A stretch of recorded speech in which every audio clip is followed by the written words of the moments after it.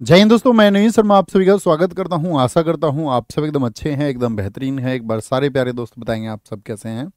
उम्मीद करेंगे अच्छे होंगे। पायल चौहान, अभी फिटनेस, हिमांशु, आजमगढ़, सेजल कुमारी, निर्मा, सुमन, सज्जन, आरती सोलंकी, राज सैनी, अक्षित, पिंटू, आजमगढ़, सनी राजभर, अमरजीत कुमार सिंह, सारे प्यारे साथियों का बहुत सारा और एकदम दिल से स्वागत है। और दोस्त, प्रैक्टिस सेट नंबर 14 पर हम पहुंच चुके हैं, या यूँ कहें हम लगभग अपनी आधी जर्नी पर पहुंच चुके हैं, या अपनी आधे प्रैक्टिस सेशंस पर हम पहुंच चुके हैं। ठीक है, तो कंटिन्यू करते हैं आज के सेशन को दोस्त, इसी एक उम्मीद के साथ में कि आपको बार बार शायद उन चीज़ों के लिए समझाने की आवश्यकता नहीं है कि आपको रिवीजन कितनी अच्छी तरह से करना है। कई बार मैं पहले भी कह चुका हूं, और मैं अब उम्मीद करूंगा कि आपसे शायद उन अतिरिक्त बातों की या अतिरिक्त एक अभिप्रेरणा, मोटिवेशन देने की ज़रूरत आपको नहीं पड़ेगी। क्योंकि जो अच्छे छात्र होते हैं वो जागरूक होने की तरफ ध्यान देते हैं, ना कि मोटिवेट होने की तरफ ध्यान देते हैं। अगर आप अपने जीवन में जागरूक हो जाएंगे और आप जान जाएंगे इस चीज़ की ज़रूरत मुझे है और उसके लिए मुझे प्रयास करने पड़ेंगे, तो फिर आपकी जो राह है वो आसान होगी। और मोटिवेशन एक ऐसी चीज़ है जो चंद क्षणों के लिए रहता है और बार बार खत्म होता रहता है। ठीक है, तो उस उम्मीद करूँगा आप किसी भी तरह के बहकावे से या किसी भी तरह की फालतू की इधर उधर की चीज़ से बचने का प्रयास करेंगे और अपने आप को ऊर्जावान रखेंगे, मुस्कुराते रहेंगे, खुश रहेंगे और आगे बढ़ते रहेंगे। ठीक है, आगे आएंगे। राजस्थान के पहाड़ी दुर्ग यूनेस्को में कब शामिल हुए थे? तो 2013 में। भाई साहब, कितने दुर्ग थे? तो आप कहेंगे उन दुर्गों की संख्या थी भैया 6। अंतर्राष्ट्रीय डाक दिवस कब मनाया जाता है? 9 अक्टूबर को मनाया जाता है, और फिर उसके बाद में देसी 10 को। चौखीर वाली किसकी बुक है? आर एन टैगोर, रविंद्रनाथ टैगोर जी की बुक है। रविंद्रनाथ ठाकुर भी आप इनको कह सकते हैं। ओके। विधान परिषद में राज्यपाल द्वारा कितने सदस्य मनोनीत किए जाते हैं? तो 1/6। 1/6 इनके द्वारा नॉमिनेट कर दिए जाते हैं। ग्रहों की गति के नियम किसने दिए थे? कैपलर ने दिए थे। क्या बोलेंगे? कैपलर ने। अभी आसान क्वेश्चन थे, तो उम्मीद करेंगे स्कोर आपका 5/5 रहा होगा। ठीक है, बताएं जी, एक बार स्कोर दिखा दें हमें। सोनम जी, ऋषभ उपाध्याय 4 स्कोर है, पूजा बैरागी 4 हैं। इतने आसान प्रश्नों में तो 4 नहीं होना चाहिए था। कोमल शर्मा 5 हैं। नवीन सर का बहुत बढ़िया, उनका 5 स्कोर है। और अब शुरू करते हैं अपनी तैयारी को ज़बरदस्त तरीके से आज के पहले क्वेश्चन के साथ में। और कोशिश किया करो कि जब मैं आपसे क्वेश्चन पूछूं तो आप मन मन में उसको बोला करो वहाँ, है ना। ये मैंने बोला कि भाई मुझे बताओ कुछ ऐसे, तो आप मन मन में बोला करो हमेशा। इसको प्रैक्टिस में लेके आओ, उससे मेमोरी शार्प होगी। और तो डोल उत्सव मुख्यतः निम्नलिखित में से किस राज्य में मनाया जाता है? मणिपुर में, असम में, मिजोरम में, या फिर नागालैंड में? तो आप कहोगे डोल है असम। आसाम में डोलने गया था। कहाँ पर डोलने गया था? असम के और बताओ कौन कौन से हैं? John bill. क्या बोलोगे? आज शाम को जॉन बिल तुमको देना है। ठीक है, आज शाम को जान बिल तुमको देना है। एक है, अच्छा इसी बात पे जो सुन बोला ना, आज शाम को जान बिल तुम्हें देना, इस बात पे वो घबरा गई। हर घबरा गई। ठीक है, अरे आज तो बिल देना पड़ेगा। हरनी घबरा।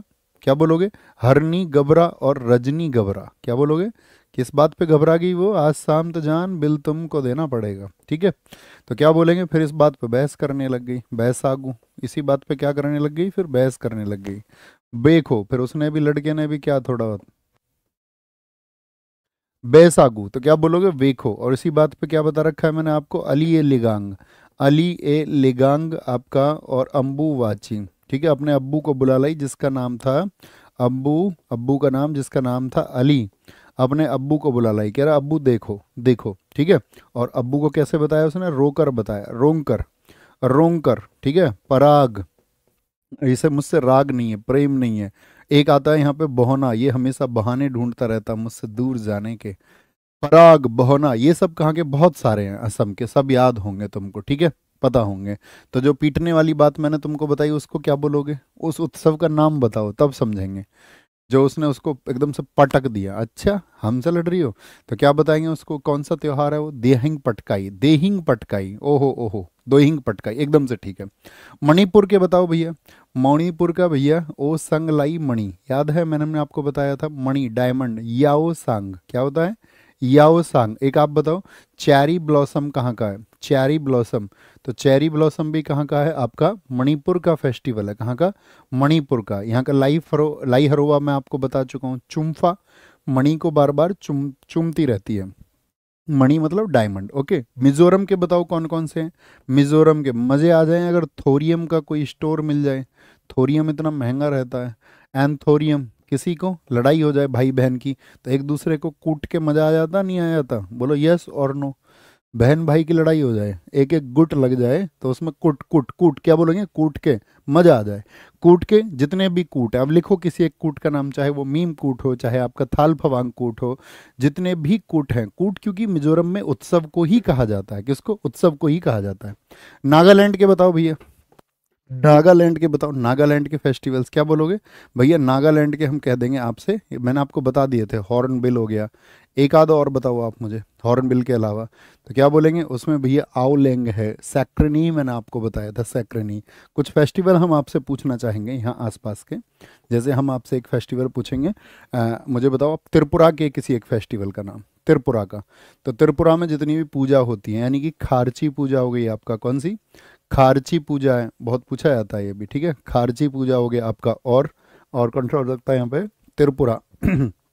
खारची पूजा होता है यहाँ पे, अशोक अष्टमी होता है, अशोक, क्या बोलेंगे, अशोक अष्टमी होता है, अशोक अष्टमी होता है यहाँ पे। गरिया पूजा होती है यहाँ पे, क्या गरिया पूजा होती है, गरिया पूजा। और एक पिलक होता है, पिलक, पिलक फेस्टिवल पूछा जाता है बहुत। पिलक कहाँ का फेस्टिवल है? तो वो त्रिपुरा का फेस्टिवल है, त्रिपुरा का।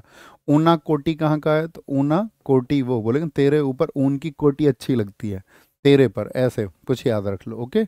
मुझे सिक्किम के बताओ कुछ फेस्टिवल। तो सिक्का, सिक्का अगर खो जाए तो क्या हो जाता है? लॉस हो जाता है, लॉस। तो जितने भी लॉस वाले, लोसर हो जाए, चाहे लोसर हो जाए, लोसर। और कहाँ कहाँ होता है? तिब्बत के सभी क्षेत्रों में, सिक्किम में, अरुणाचल प्रदेश में, लद्दाख में, सब जगह होता है, ठीक है। लोसर आपका, लोसुंग, बताए लोसुंग होगा नहीं होगा आपका सिक्किम में? जी भैया खूब होता है, क्यों नहीं होता? सिक्का कब मिलता है? सगाई में भी तो मिलता है एक, हाँ जी, सगाई में, सागा दावा। एक बोलेंगे सगाई में अगर सिक्का नहीं दिया तो पूछेगा कहाँ गए, कहाँ गए वो सिक्के जो देने की बात थी, काग्येद, क्या बोलोगे? काग्ये होता है। एक जब आपका किसी का सिक्का चढ़ता है, सगाई होती है, तो तब संगीत समारोह भी होता है, सब मगन रहते हैं, नहीं रहते? महिलाएं तो विशेष तौर से, मंगन संगीत समारोह। तो भैया संगीत समारोह होता है और सब मगन रहती हैं। ये कब? जब घर में किसी का सिक्का आया हो, लगन आई हो। सिक्का बोलते हैं तुम्हारे यहाँ, लगन को कुछ और बोलते हैं, बताओ तुम्हारे यहाँ बोलते हैं नहीं बोलते? थम्स अप करके बताओ। मेघालय, मेघालय के बताओ। यहाँ पे वंगाला है, वंगाला, मैं घायल कर दिया बगल में दबाकर, मैं घायल। तो वंगाला को हम क्या बोलते हैं? इसको 100 ड्रमों का त्योहार भी कहा जाता है, 100 ड्रमों का त्योहार भी वंगाला को कहा जाता है, ओके। एक आपका मेघालय में होता बेहंदी खलम, किस अवसर पर होता बेहंदी खलम बताओ? बेहंदी खलम, बेहंदी खलम होता है आपका हैजा भगाने के लिए, जो कोलेरा डिसीज होती है ना, कोलेरा, उसको हैजा भगाने में इसको, इसलिए इसको मनाया जाता है। मेघालय का रानी कोर, क्या बोलोगे? रानी कोर फेस्टिवल बहुत इंपॉर्टेंट है। Nongkrem, Nongkrem, no crime, no crime. मैं घायल हो गया तो मैंने उससे बोला नो क्राइम, नो क्राइम, लेकिन उसने फिर भी मारा क्योंकि वो सादा सा सूखा सा है। अरुणाचल के बताओ, अरुणाचल प्रदेश के साथी कौन कौन से फेस्टिवल आप जानते हैं? तो सोलुंग हो गया आपका, क्या बोलोगे? ये लोसुंग है, ये सोलुंग है, सोलुंग, ठीक है। ड्री हो गया, ड्री। संग केन, वो संग में कैन रखता है अपने, कैन, ओके। मोरुंग, अरुण, मोरुंग, क्या बोलोगे? अरुणाचल का मोरुंग। मोपिन, मोपिन, ठीक है, मोपिन। मायको, मायको, क्या बोलोगे? मायको फेस्टिवल है। तम लाडू, तम लाडू, क्या बता रखा था मैंने आपको? अरुणाचल में, अरुणाचल में शराबी कौन है? अरुण है, ठीक है, ये इसकी पत्नी है आंचल। तो ये क्या करता भैया? इससे कहता रहता मो पीनी है, एकदम से कह नहीं पी मत लेना, नहीं तो मैं मरूंगी, उसी दिन मर जाऊंगी जिस दिन तुमने पी ली, समझ लो। माई के चली जाऊंगी मैं, क्योंकि तुम मुझसे लाड नहीं करते, ये मान लूंगी मैं। लेकिन वो क्या, वो बहुत चालू चीज़ है, वो संग में कैन रखता है, ठीक है, ड्राई फ्रूट्स वगैरह, और फिर घर जाते ही कहता है एकदम से सो लूँ अब मैं, ओके। निम्नलिखित में से कौन सा वाद्य यंत्र ठोस यंत्र है? बताओ जी। ठोस यंत्र है, सारे लोग बताएंगे, बोलो। हाँ, सारे लोगों का आंसर आना चाहिए। निम्नलिखित में से कौन सा है जो ठोस, ठोस वाद्य यंत्र है, यानी कि म्यूजिकल इंस्ट्रूमेंट है, जो सॉलिड इंस्ट्रूमेंट है। तत् वालों को बोलते हैं क्या? नहीं भैया, घन वालों को बोलते हैं। जितने भी घन वाद्य यंत्र होते हैं, घन, घन का मतलब होता है जैसे कि मंजीरा हो गया, मंजीरा, मंजीरा देखा है जो आपका कीर्तन में प्रयोग होता है, हाँ जी, ठीक है। स्ट्राइक या हथौड़े से चलाए जाते हैं। जल तरंग होता है एक आपका, जल तरंग, क्या होता है? जल तरंग होता है। या आपका चिमटा हो गया, चिमटा, ये सब कैसे होते हैं? ये घन वाद्य यंत्र होते हैं। तत्व बोलते हैं जो स्ट्रिंग होता है, जिनमें तार होता है, क्या होता है? तार, जैसे वीणा हो गया, वीणा, वीणा हो गया आपका, सितार हो गया, सितार हो गया, ओके। सारंगी हो गया, सितार और आपका सारंगी हो गया। तो जो आपका इनमें आपका क्या होते हैं, तार होते हैं। वायलिन हो गया, वायलिन, वायलिन वो सब कैसे हैं, वो स्ट्रिंग हैं, कैसे हैं, स्ट्रिंग है, स्ट्रिंग। अवनद जो परक्यूशन होते हैं, अवनद में कौन से आते हैं, ताल वाले, यानी कि कौन से होते हैं, जो ताल वाले होते हैं, जिनमें ताल देनी पड़ती है। ताल किस में देनी पड़ती है भैया, ताल देनी पड़ती है। जैसे ढोल हो गया आपका, ड्रम हो गया, ड्रम, ड्रम हो गया, तबला हो गया, ढोल हो गया, ठीक है। मृदंगम हो गया, मृदंगम होता है, देखा ना, मृदंगम ढोलक के जैसे ही होता है, एक तरफ से बस वो थोड़ा कम होता है, एक तरफ से थोड़ा ज़्यादा होता है, ऐसे ही होता है ढोलक की तरह ही, ओके, होता ढोलक की तरह ही है। सुशिर वाद्य यंत्र कौन से होते हैं, जो आपका वाइंड इंस्ट्रूमेंट, जिनको हम बोलते हैं आपका एरोफोनिक, जिनमें हवा का फ्लो होता है आपका। बांसुरी हो गई, बांसुरी, ठीक है। और आपका क्या बोलेंगे, फ्लूट हो गया, और एक फ्लैगोट होता है, शहनाई, बांसुरी।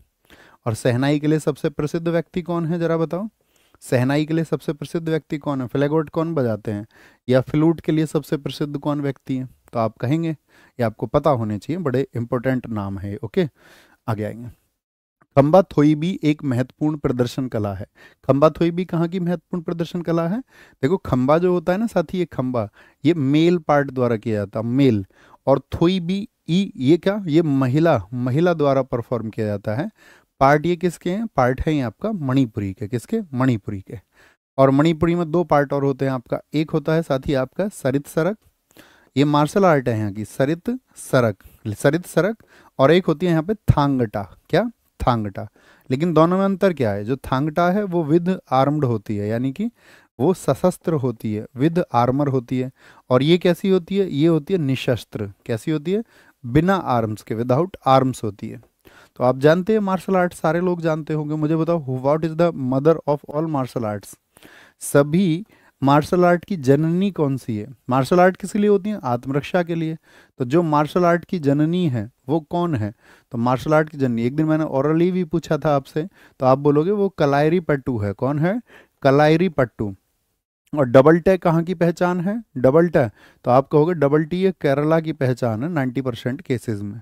बस किसको छोड़ देना, सिलेट्टम को, आपका आपका ओइलट्टम को, और आपका जिस तरह जिसमें सिल बिल थिल आए, ठीक है, थिलवट्टम को, इनको छोड़ देना। तो कलारी पट्टू हो गया केरला का। तो मुझे बताओ केरला, इस कलारी पट्टू में कौन से बॉलीवुड कलाकार की महारत है, उसका नाम बताओ एक बार। अब हम आपसे पूछेंगे कुछ आपका अरे वाह।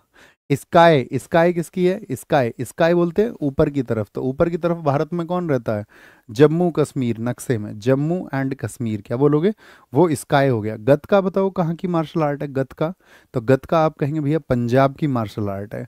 मलखम्ब हमने आपसे पूछी थी एक दिन, क्या बोलोगे, मलखम्ब, ये एमपी का स्टेट स्पोर्ट भी है। मलखम्ब कहाँ का है, एमपी का। पाइका आप सबको बताना है, क्या बोलोगे, पाइका आप सबकी तरफ से आंसर आना चाहिए, पूरी कक्षा एक बार सोच पाए इसको कि पाइका कहाँ का होता है, तो आप कहेंगे पाइका भैया ओडिशा का है, कहाँ का है, ओडिशा का है, और बहुत चर्चित है, ओडिशा का है। स्वतंत्रता की प्रतिमा स्टेचू ऑफ लिबर्टी कहाँ स्थित है, स्टेचू ऑफ लिबर्टी पेरिस में है। तो पेरिस में तो चर्चित है आपका एफिल टावर, क्या, पर चर्चित है आपका एफिल टावर, तो यहीं पर है क्या स्टेचू ऑफ लिबर्टी, आप कहेंगे नहीं। क्या वॉशिंगटन में है, वॉशिंगटन में चर्चित है आपका white house. White house, white house किस लिए प्रसिद्ध है, अमेरिका के राष्ट्रपति के आवास के लिए, ठीक है। जेनेवा में है क्या, नहीं भैया, न्यूयॉर्क में है, कहाँ पर है, न्यूयॉर्क में है। और बहुत पूछा जाता है एक महिला की जो ये आकृति है कब बनी थी, 1886 में बनी थी, कब, 1886 में। अगर हम बात करें भारत में जो आपका स्टेचू हैं उनको आप जानते होंगे, जैसे कि एक स्टेचू, एक क्या, 4-5 स्टेचू हैं जो बहुत चर्चित हैं। जैसे हम आपसे पूछें स्टेचू ऑफ इक्वलिटी कहाँ पर है भारत में, स्टेचू ऑफ इक्वलिटी बताओ जी, यानी समानता की, समानता की जो साथी प्रतिमा है वो इक्विलिटी, ये कहाँ पर है, स्टेचू ऑफ लिक्विडिटी, समानता के लिए, ये है हैदराबाद में। हैदराबाद में किसको समर्पित है हैदराबाद में ये, तो आप कहेंगे ये जो संत थे हमारे रामानुजाचार्य, रामानुजा को, ठीक है, रामानुजाचार्य को ये आपका समर्पित है, रामानुजाचार्य को। दूसरा हम आपसे पूछेंगे स्टेचू ऑफ प्रॉस्पेरिटी, स्मर्थता को बोलते हैं प्रॉस्पेरिटी, ये किस लिए फेमस है आपका, तो आप बोलेंगे ये आपका कहाँ पर है, कैंपागोड़ा में है, कहाँ पर है, कैंपागोड़ा। और कैंपागोड़ा कहाँ पर स्थित है, वो बेंगलुरु में है, कहाँ पर है, बेंगलुरु में स्थित है, बेंगलुरु में। स्टेचू ऑफ नॉलेज बताओ कहाँ पर है, स्टेचू ऑफ नॉलेज, नॉलेज, ज्ञान की प्रतिमा, तो वो भारत में है लातूर में। कहाँ पर? लातूर में, महाराष्ट्र में। किनको समर्पित है ये? किनको समर्पित है स्टेचू ऑफ नॉलेज भारत में? तो आप कहेंगे बाबा साहब भीमराव अंबेडकर जी को समर्पित है। भीमराव अंबेडकर जी को, ठीक है, BR अंबेडकर जी को ये समर्पित है, ये आपको पता होनी चाहिए। ओके, फिर हम पूछेंगे आपसे स्टेचू ऑफ पीस भारत में कहाँ पर स्थित है? स्टेचू ऑफ पीस यानी शांति के लिए, तो वो है पाली राजस्थान में। कहाँ पर है? पाली राजस्थान में स्थित है आपका, है ना। और स्टेचू ऑफ यूनिटी, इसको तो सब जानते होंगे, आपसे पूछें तो। स्टेचू ऑफ यूनिटी ये तो बहुत चर्चित है और भारत की सबसे ऊंची प्रतिमा भी है। स्टेचू ऑफ यूनिटी कहाँ पर है जी, बताओ जरा। तो ये है गुजरात में। कहाँ पर है? गुजरात में। और गुजरात में कहाँ पर? जो वहाँ पर नर्मदा जिला है, नर्मदा जिला, नर्मदा नदी के किनारे। क्या बोलोगे आपका? तो ये आपका सरदार वल्लभ भाई पटेल जी के लिए है, सरदार वल्लभ भाई पटेल जी के लिए। इस प्रतिमा की ऊंचाई और इसके डिजाइनर बताओ। तो आप कहेंगे भैया ये ऊंचाई है इसकी भारत में सबसे ज़्यादा है, 182 मीटर ऊंची है। कितनी है? 182 मीटर ये ऊंची है, ये बहुत महत्वपूर्ण बात है। ओके, और यहाँ पर याद रख लेना, क्या बोलेंगे, प्रतिमाओं में तो सबसे ऊंची भी है। अगर हम ओवरऑल भी बात करें तो इसके जो वास्तुकार हैं, आर्किटेक्ट है, वो कौन है? तो इसके आर्किटेक्ट है आपके राम सुतार। कौन है जी भाई साहब? राम सुतार इसके आर्किटेक्ट हैं। राम सुतार, ये नाम आपको पता होना चाहिए। 182 मीटर भी है, नर्मदा के किनारे है। बहुत बढ़िया किशोर भाई, एकदम ठीक आंसर आपका आया है। निम्न में से कौन ओलंपिक पदक जीतने वाला, ओलंपिक पदक जीतने वाला पहला भारतीय और एशियाई टेनिस खिलाड़ी था, जिसने भारत के लिए सबसे पहले पदक जीता? ओलंपिक की बात कर रहे हैं। और याद रखना, ये भारत के ऐसे खिलाड़ी भी हैं जो भारत के लिए या दुनिया में अगर बात करें सबसे लंबे टाइम तक ओलंपिक में पार्टिसिपेट करते रहे हैं। तो ये हैं हमारे लिएंडर पेस। कौन बोलोगे? लिएंडर पेस। और इन्होंने कब जीता था आपका? ब्रॉन्ज जीता था। कौन सा मेडल जीता था? कांस्य पदक जीता था। और ये भी जीता था इन्होंने 1996 में। और 1996 के जो ओलंपिक थे वो थे अटलांटा के ओलंपिक। कहाँ के? अटलांटा के ओलंपिक वो थे आपका, अटलांटा ओलंपिक। तो ये पहले आपका व्यक्ति बने थे किसमें आपका, क्या बोलोगे, कौन से खेल में आपका? टेनिस में। टेनिस में पहले बने थे। और याद रखने ना, सबसे लंबे समय तक सर्वाधिक ओलंपिक इन्होंने ही खेले हैं। सर्वाधिक ओलंपिक, तो सर्वाधिक कितने ओलंपिक खेले हैं? तो आप भी कमाल मानेंगे कि भैया इतने लंबे समय तक उत्साह बना रहा इनका। आप कहेंगे हाँ, 1992 से लेकर के और 2016 कितने ओलंपिक खेल लिए? बताओ फटाफट से संख्या बताओ। कितने ओलंपिक? 92 का खेला, 96 का सन 2000 सिडनी ओलंपिक खेला, 2004 खेला आपका एथेंस, 2008 खेला बीजिंग, 2012 खेले लंदन, 2016 आपका रियो और 2020 का पेरिस का। यानी कितने हो गए आपका? 7 ओलंपिक हो गए। कितने हो गए? 7 ओलंपिक हो गए आपका। 24 बता रहे हैं। बताओ इनका क्या इंतजाम करूँ मैं, है? इनका कुछ है? तुम बताओ मुझे, तुम ही बताओ चलो एक बार, इनका क्या इलाज बांध दूं मैं? 24 जोड़ देखना, 16 8 24 ओलंपिक खेल लिए इन्होंने। ये कौन काउंट करेगा ओलंपिक कब कब हुए हैं बीच में? बेटा तुम्हारी मुंडी को धोती में बंद कर लूंगा मैं ऊपर से ऐसे। क्या बोलोगे? लिएंडर पेस, आगे आ जाओ। तो क्या बोलेंगे, कितनी बार खेले हैं? तो 7 बार, 7 ओलंपिक खेले हैं। 7 ओलंपिक लिख ही लो तुम, 7 ओलंपिक खेले। उन्होंने सोचा हर साल ओलंपिक होता होगा, है ना। क्या बोलेंगे? 2024 में इनको कहाँ शामिल किया गया था? International tennis hall of fame में, टेनिस हॉल ऑफ फेम में, टेनिस हॉल ऑफ फेम में ये शामिल हुए। तो अभी हाल ही में शामिल हुए, तो इसलिए क्वेश्चन पूछा जाएगा। हॉल ऑफ फेम में शामिल किए गए, शामिल किए गए हैं, ठीक है, याद रखना। अच्छा, अब हम बात करेंगे आपसे टेनिस की। टेनिस में जो मैदान होता है आपका, टेनिस में जो साथी आपका मैदान होता है उसकी लंबाई कितनी होती है बताओ? टेनिस में जो मैदान होता है उसकी लंबाई होती है 78 गुणा 27 फीट। क्या? 78 गुणा 27 फीट होती है सिंगल के लिए। किसके लिए? सिंगल के लिए। डबल्स में क्या लंबाई बदल जाएगी? आप कहेंगे नहीं, सिर्फ उसकी चौड़ाई बदल जाएगी। 9 27 9 चौके 36, 36 फीट बन जाएगी, ठीक है। 9 फीट और बढ़ जाती है किसमें? डबल्स के लिए। क्या बोलोगे? डबल्स के लिए। और इसकी माप बहुत इंपॉर्टेंट है, ठीक है। नेट कितना ऊंचा होता है इसमें बताओ? नेट होता है इसमें 3 फीट ऊंचा। क्या बोलोगे? 3 फीट ऊंचा इसमें नेट होता है। और इसमें जो बॉल होती है उसमें वेट कितना होता है? उसकी बॉल में जो वजन होता है वो कितना होता है? तो आप बोलोगे, याद रखना, 56 से लेकर के 59.4 ऑफ ग्राम्स तक होता है, ग्राम्स तक होता है, ठीक है। टेनिस में कुछ पॉइंट बनते हैं आपका, बताओ टेनिस में पॉइंट कौन कौन से बनते हैं? तो टेनिस पॉइंट होते हैं आपका, जैसे एक होता है 0 पॉइंट। 0 पॉइंट को ही क्या बोलते हैं? जीरो पॉइंट को बोलते हैं लव। तो पूछा जाता है लव का संबंध किससे है? टेनिस से है। एक स्कोर बराबर पर कौन सा बनता है बताओ? जब स्कोर बराबर हो, जीरो पॉइंट पर तो लव हो गया, स्कोर जब बराबर होते हैं तब बनता है ड्यूस। क्या बोलोगे? ड्यूस। और ड्यूस के बाद में जो साथी अगला आपका अंक मिलता है, ड्यूस से जो अगला अंक होता है उसको क्या बोलते हैं? ड्यूस से नेक्स्ट नंबर फ्रॉम ड्यूस, तो वो होता है एडवांटेज। तो ये तीनों नाम बहुत पूछे जाते हैं, एडवांटेज क्या है, या एडवांटेज का संबंध किस खेल से है, एडवांटेज का संबंध किस खेल से है, तो क्या बोलेंगे भैया? उसका संबंध है आपका किससे? तो हमारा आंसर आएगा सबका tennis, tennis tennis tennis. PV Sindhu बताओ भारत के लिए ओलंपिक जीत चुकी हैं या नहीं जीत चुकी हैं, हाँ या ना? निम्नलिखित में से कौन सी टेबल टेनिस विश्व चैंपियनशिप भारत में आयोजित की गई थी? देखो टेबल टेनिस चैंपियनशिप, पहली बात तो बोले टीटी लिख दें इसको। टेबल टेनिस जो साथी चैंपियनशिप है, चैंपियनशिप कौन सी? वर्ल्ड चैंपियनशिप की बात कर रहे हैं हम, वर्ल्ड चैंपियनशिप। चैंपियनशिप ये पहली अगर पूछ ले आपसे, आपसे पूछे कि भाई ये पहली कब आयोजित हुई थी, तो ये पहली हुई थी 1926 में। कब? 1926 में लंदन में आयोजित हुई थी। कहाँ पर? लंदन में। और भारत में ये हुई है आपका 1952 में, 1952 में, 1952 में। फिर रिपीट हुई थी भारत में 1987 में, याद रखना।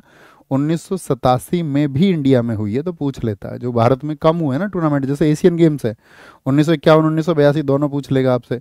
कॉमनवेल्थ भारत में एक ही बार हुए हैं, बताओ किस वर्ष में हुए थे कॉमनवेल्थ? बताओ कॉमनवेल्थ, कॉमनवेल्थ के क्वेश्चन एक दिन हम लेंगे वैसे सारी चीज़ों के लिए। अभी आप बताओ, कॉमनवेल्थ 2010 में हुआ था, 2010 में हुआ था। जो भारत में आयोजन होंगे वो इंपॉर्टेंट हो जाते हैं दोस्त, हमेशा इंपॉर्टेंट होंगे, है ना? ये बात आपको याद रख लेनी है। ओके, यहाँ पे मुझे बताओ, अब टेबल टेनिस से पूछते हैं। जो टेबल टेनिस होता है आपका, टेबल टेनिस में जो साथी अगर मैं पूछूं जो गेंद का वजन होता है वो कितना होता है? बॉल का वजन कितना होता है? वेट ऑफ बॉल, तो वो होता है 2.7 ऑफ ग्राम। क्या बोलोगे? 2.7 ऑफ ग्राम होता है, ये बात याद रखना, ठीक है?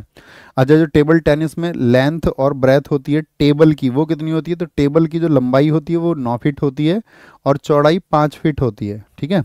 यानी लेंथ उसकी 9 फीट होगी और चौड़ाई उसकी 5 फीट होगी। इस पे भी एक नेट लगा रहता है, छोटा सा, देखा तुमने? इतना सा रहता है, टक टक। तो उस नेट की ऊंचाई कितनी होती है बताओ टेबल टेनिस में? नेट की ऊंचाई कितनी होती है बताओ? हाइट ऑफ नेट, छुटकू सा रहता है, तो वो कितना होता है आपका? 6 इंच होता है, 6 इंच होता है। टेबल जमीन से कितनी ऊंची होती है? टेबल जमीन से कितनी ऊंची होती है बताओ जी?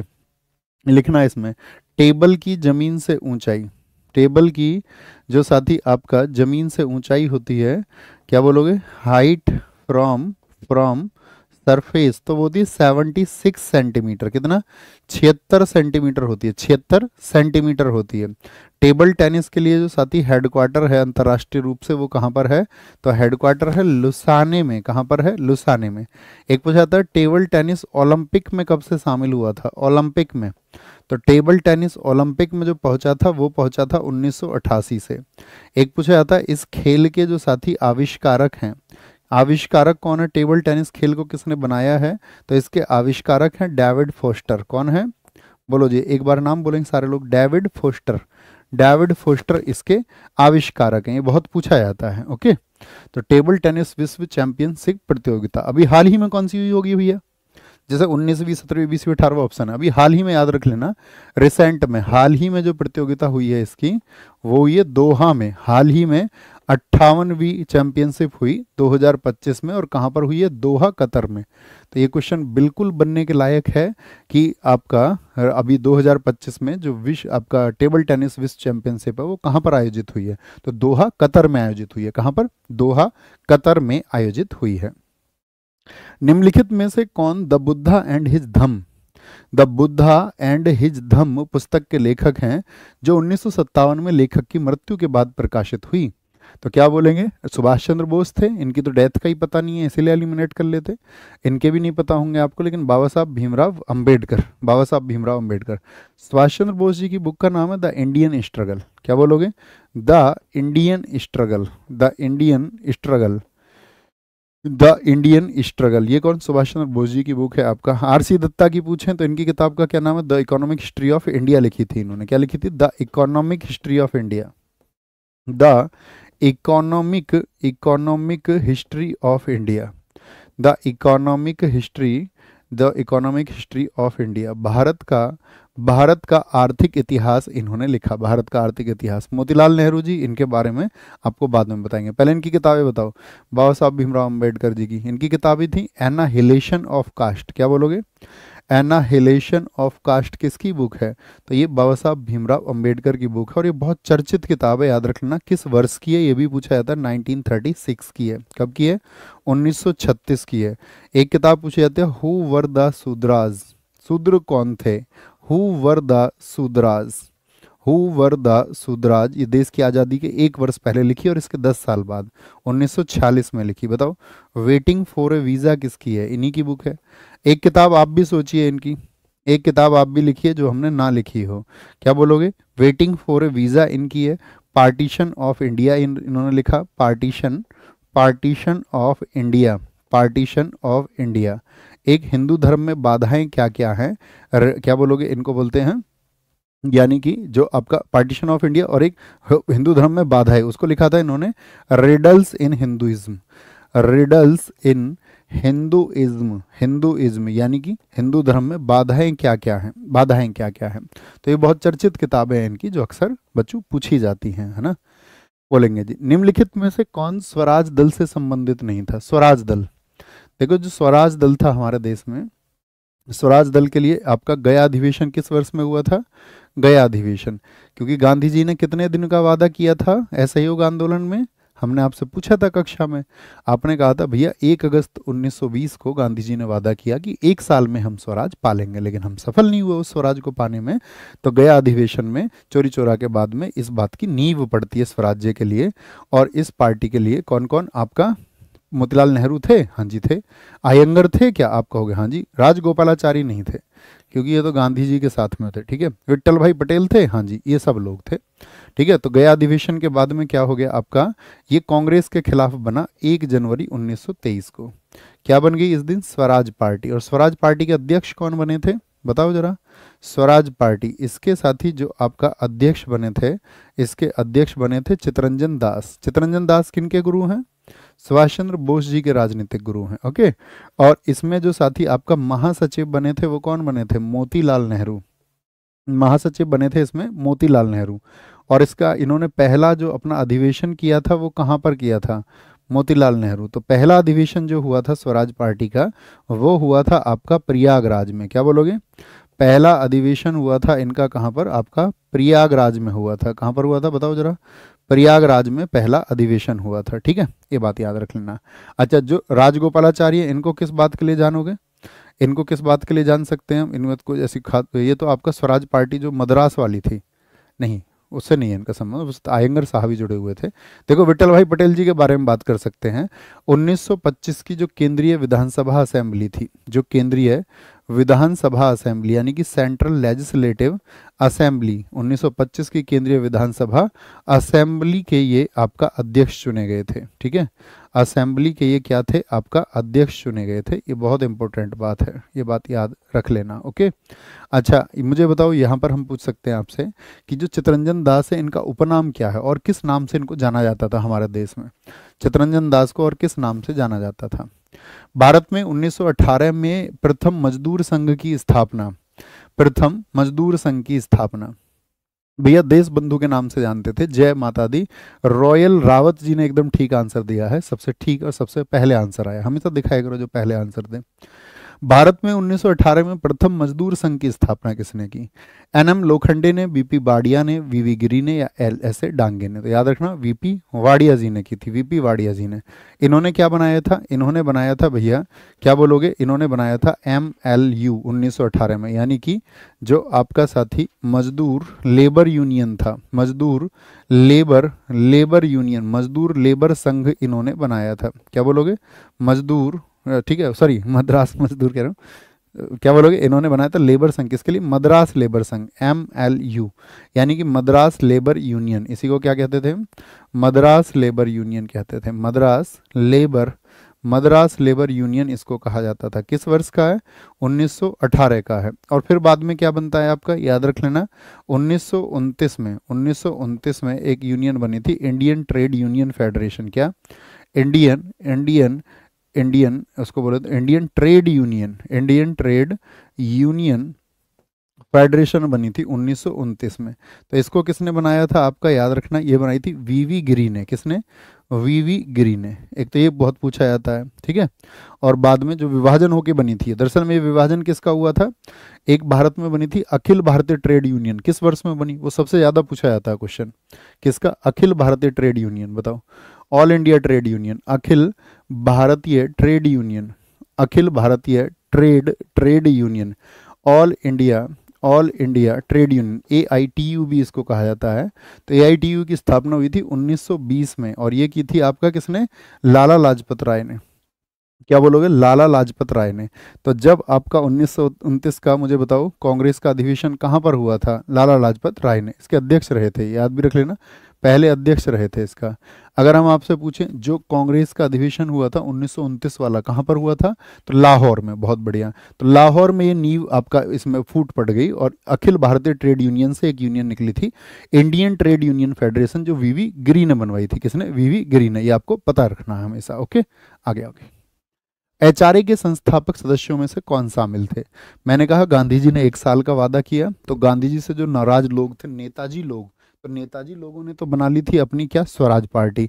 लेकिन जो छात्र वर्ग था, जिसने अपनी पढ़ाई छोड़ी थी, जो क्रांतिकारी वर्ग था, जो गर्म दल था, उस छात्र वर्ग ने भी क्या किया? छात्र वर्ग ने भी अपना एक संगठन बनाया, HRA, हिंदुस्तान रिपब्लिकन एसोसिएशन। पूरा नाम लिखो इसका, क्या है? हिंदुस्तान, सोचा करो हमेशा, कमेंट जरूरी नहीं है। Hindustan Republican association, Hindustan Republican association, यानी कि हिंदुस्तान लोकतांत्रिक, या हम कहें इसको क्या बोलेंगे? लोकतांत्रिक संगठन, या एक संघ था ये। और यही HRA जो बना आपका कानपुर से, इसके बाद में यही HRA क्या बन गया था? जब सरकार ने इसकी गतिविधियों पर बहुत सारी पर रोक लगाई, तो HSRA बन गया था ये 1928 में। 1928 HSRA में क्या था? S word for socialist. और सोशलिस्ट वर्ड को कौन जोड़ना चाहते थे? तो सोशलिस्ट वर्ड को भगत सिंह जी ने इसके लिए कवायद की थी कि इसमें समाजवादी शब्द को भी जोड़ा जाए, सोशलिस्ट वर्ड को भी इसमें जोड़ा जाए। तो हिंदुस्तान सोशलिस्ट रिपब्लिकन एसोसिएशन, तो S जुड़ गया इसमें। और ये बना कहाँ पे था HSRA? तो हिंदुस्तान सोशलिस्ट रिपब्लिकन एसोसिएशन बन गया। ये बन गया था आपका फिरोजा शाह कोटला में। क्या बोलोगे? फिरोजा शाह कोटला में। अभी हाल ही में एक उधम सिंह मूवी आई थी, आपने देखा था? तो वो किसके थे? HSRA के सदस्य थे, फिरोजा शाह कोटला मैदान दिल्ली में, जिसको वर्तमान में आप क्या बोलते हो? अरुण जेटली स्टेडियम कहा जाता है। अरुण जेटली स्टेडियम कहाँ पर है? तो भैया नई दिल्ली में है। कहाँ पर है? नई दिल्ली में। तो यहाँ पे एक क्वेश्चन बनेगा, HRA के सदस्यों में कौन कौन संस्थापक सदस्य पूछे, कौन कौन शामिल थे? तो राम भगत सिंह शुरुआत में नहीं थे, बाद में जुड़े थे। क्योंकि देखो भगत सिंह जी का एक संगठन था, आपका 1926 का। क्या नाम था उनके संगठन का 1926 का? बताओ। अपना संगठन था उनका 1926 का, इसका नाम था नौजवान भारत सभा। नौजवान भारत सभा। और नौजवान भारत सभा ये अलग से चला रहे थे, यानी 1926 तक भी ये अलग थे। लेकिन जब वो कानपुर वाला ये हुआ आपका, इसके पहले एक घटना हुई थी, यहाँ पे याद रखना आपको, जिसको हम बोलते काकोरी एक्शन। काकोरी एक्शन कब घटा था? काकोरी एक्शन कब घटा था? तो आप कहेंगे वो घटा था आपका 9 अगस्त 1925 को। इसकी डेट भी याद रखना दोस्त। क्या? क्योंकि आपको पता ही है ट्रेन कहाँ जाती थी, आपका लखनऊ से सहारनपुर ट्रेन जाती थी, ट्रेन का नाम था 8 डाउन ट्रेन। और उसको क्या कर लिया वहाँ से भारतीय लोगों ने कि भाई इनसे यहाँ से पैसे प्राप्त करेंगे, 4000 रुपये के करीब प्राप्त किए। पहले उसको काकोरी ट्रेन डकैती कहा जाता था, लेकिन फिर उसमें तब्दील करके, बदलाव करके कि भाई हमारे देशवासियों ने, क्रांतिकारियों ने हमारे लिए किया, तो उसको काकोरी एक्शन कहा जाए, है ना। और सही किया गवर्नमेंट ने, तो ताली बजाओ एक बार सरकार के लिए। इसमें क्या हमारे लोगों के लिए इस तरह से भावनाएं हमेशा जिंदी रखी जाए, जो इस देश के लिए जान देते हैं उनके लिए भावनाएं हमारे दिल में हमेशा जागृत रहनी चाहिए। तो यहाँ काकोरी एक्शन में 4 लोगों को फांसी हुई थी। क्या? 4 लोगों को फांसी। उन 4 लोगों के नाम आपको लिखने हैं। तो यहाँ पर 4 लोगों को लिए फांसी हुई थी, 4 लोगों को फांसी हुई थी। तो पूछा जाता है भैया किसको फांसी नहीं हुई थी या किसको हुई थी? तो 4 लोग कौन थे? एक तो राजेंद्र लाहिड़ी थे। क्या बोलोगे? राजेंद्र लाहिड़ी थे। दूसरे व्यक्ति थे यहाँ पर अशफाक उल्ला खां। कौन थे? अशफाक उल्ला खां थे। एक थे ठाकुर रोशन सिंह, और चौथे नाम आपको बताने हैं। ठाकुर रोशन सिंह। मनमथ दास गुप्ता से यहाँ पर गोली चल गई थी, बटुकेश्वर दत्त आदि को इनको सजाएं हुई थी, इन सबको फांसी हुई। तो क्या बोलेंगे? बहुत बढ़िया जी, बहुत बढ़िया। दुआ ने लिखा है आपका राजेंद्र लाहिड़ी, ठाकुर रोशन सिंह, अशफाक उल्ला खां और राम प्रसाद बिस्मिल थे चौथे। कौन थे? राम प्रसाद बिस्मिल। इनकी पंक्तियां अगर तुम बोल दो दो दो तो लगा जबरदस्त तरीके से ऊर्जा का संचार हो जाए, एनर्जी एकदम से फ्लो हो जाए। क्या बोलोगे? सरफरोशी की तमन्ना अब हमारे दिल में है, देखना है जोर कितना बाजुए कातिल में है। तो काकोरी एक्शन हुआ और इसके बाद में फिर ये मर्जर हो गया था। एचआरए और आपका नौजवान भारत सभा ने मिलकर के क्या बना लिया था? एचएसआरए बना लिया था। क्या बना लिया था? एचएसआरए। सरदार उधम सिंह ने देखा ना एचएसआरए को किस तरह से सरकार ने बेखेरा था कि नौजवान लड़के ब्रिटिश सरकार को परेशान कर रहे हैं, तो एचएसआरए पर उन्होंने सारी रोक लगाई थी। तो राम प्रसाद बिस्मिल थे इसमें, जोगेंद्र प्रसाद चटर्जी और सजननाथ सान्याल थे। ओके, ठीक है भैया, आगे आएंगे। एचआरए बाद में किस संगठन में परिवर्तित हो गया? ओहो, हिंदुस्तान सोशलिस्ट रिपब्लिकन। क्या बोलोगे? एचएसआरए, हिंदुस्तान रिपब्लिक, क्या बोलोगे? हिंदुस्तान सोशलिस्ट रिपब्लिक एसोसिएशन के नाम से वो हो गया था। ठीक है, ये बात याद रख लेनी है। आगे आएंगे। भारत में यहाँ पे दो तीन चीज़ों पर बात हो सकती है, नीचे भी लिखा हुआ था ना, अनुशीलन समिति। नौजवान सभा समझ गए कब बनी? 1926 में बनी, भगत सिंह जी ने इसको बनाया।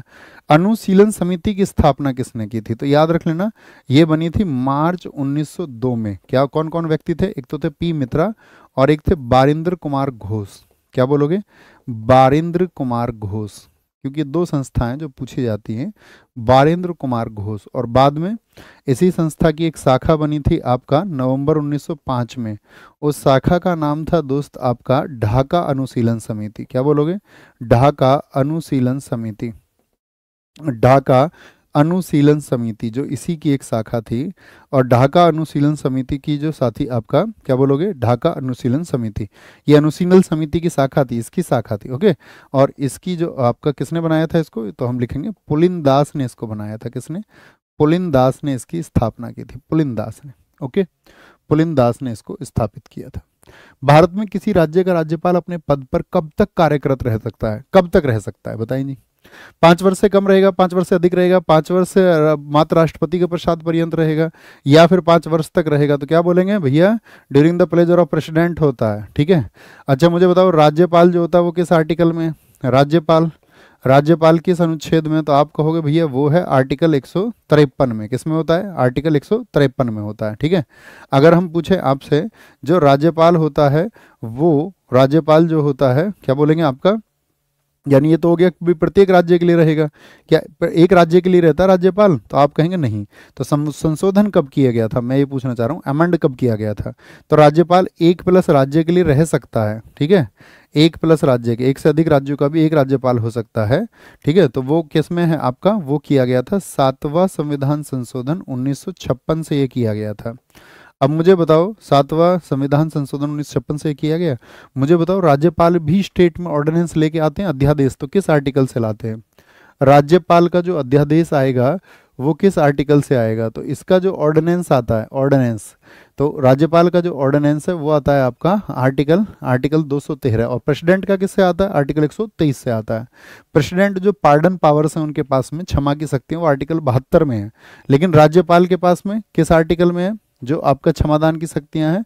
तो राज्यपाल के पास में, गवर्नर के पास में है आपका आर्टिकल आपका 161 में क्या है? क्षमादान की शक्तियां, पावर ऑफ पार्डन्स, क्षमादान की शक्तियां हैं। ठीक है, क्षमादान की शक्तियां हैं, क्षमादान की शक्तियां इसमें बताई गई हैं, क्षमादान की शक्तियां बताई गई हैं। ठीक है, ये हमको पता होना चाहिए। अच्छा मुझे एक बात बताओ, जो क्षमादान की शक्तियों में अंतर क्या क्या है राष्ट्रपति और इसकी में?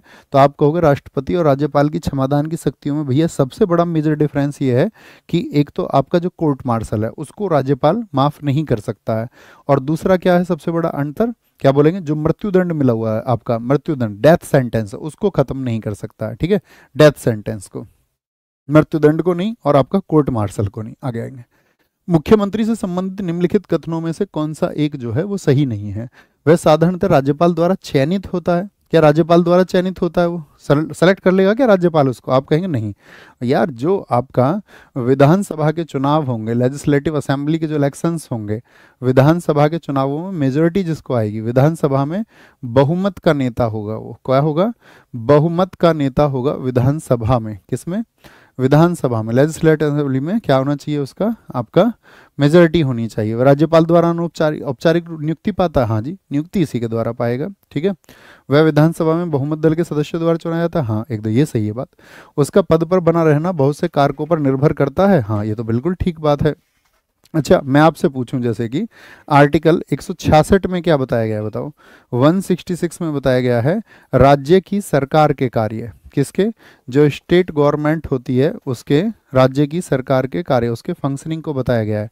लेकिन मैं पूछूं आपसे आर्टिकल 167, वो बहुत इंपॉर्टेंट है। 167 में क्या है, राज्यपाल को सूचना देगा कौन, राज्यपाल को सूचना देगा सीएम, राज्यपाल को सूचना देने के सीएम के जो कर्तव्य होंगे, सीएम के कर्तव्य, यानी कि सीएम्स ड्यूटी टू, क्या बोलेंगे, टू प्रोवाइड इंफॉर्मेशन टू आपका, टू गवर्नर। अब हम पूछे ऐसे ही केंद्र में क्या प्रधानमंत्री के भी यही आपका, प्रधानमंत्री के भी क्या यही कर्तव्य होते हैं, तो किस आर्टिकल से होते हैं, फटाफट बता दो। प्रधानमंत्री सूचना किसको प्रदान करेंगे, राष्ट्रपति को, ये प्रधानमंत्री के कर्तव्य हैं। तो प्रधानमंत्री किस आर्टिकल से, आर्टिकल बोलेंगे जी, बहुत बढ़िया, आर्टिकल 78, 78 बहुत बढ़िया, 77 नहीं, 77 का तो मतलब है कि जितने भी कार्य होंगे वो राष्ट्रपति के नाम से हुए माने जाएंगे। 77 तो ये बताता है बच्चों, ओके ठीक है। आगे आएंगे, निम्नलिखित में से कौन सा भारत के उत्तर क्षेत्रीय परिषद का हिस्सा नहीं है, उत्तर क्षेत्रीय परिषद। तो पहले तो मुझे बताओ भारत में क्षेत्रीय परिषद कितनी है कुल, नॉर्दर्न जोनल काउंसिल की बात कर रहे हैं, लेकिन हम पूछ रहे हैं आपसे जोनल काउंसिल है, रीजनल काउंसिल है, वो कितनी है हमारे यहाँ पर।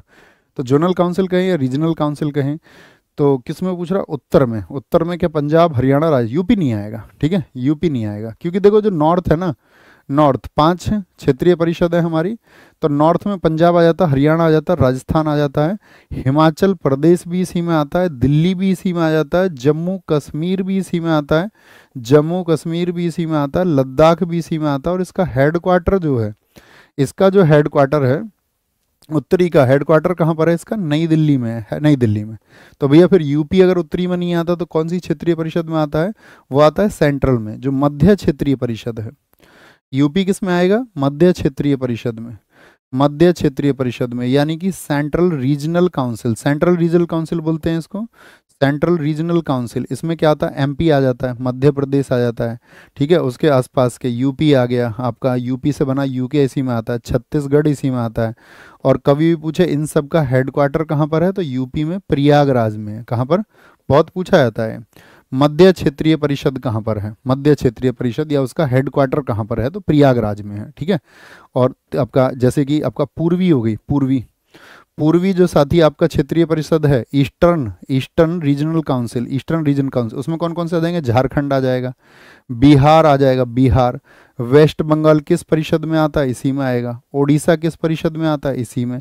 हेडक्वार्टर कहाँ पर है जी इनका, कोलकाता में। हेडक्वार्टर कहाँ पर है भैया इनका, कोलकाता में इनका हेडक्वार्टर है। कहाँ पर है, कोलकाता में, ठीक है, कोलकाता में।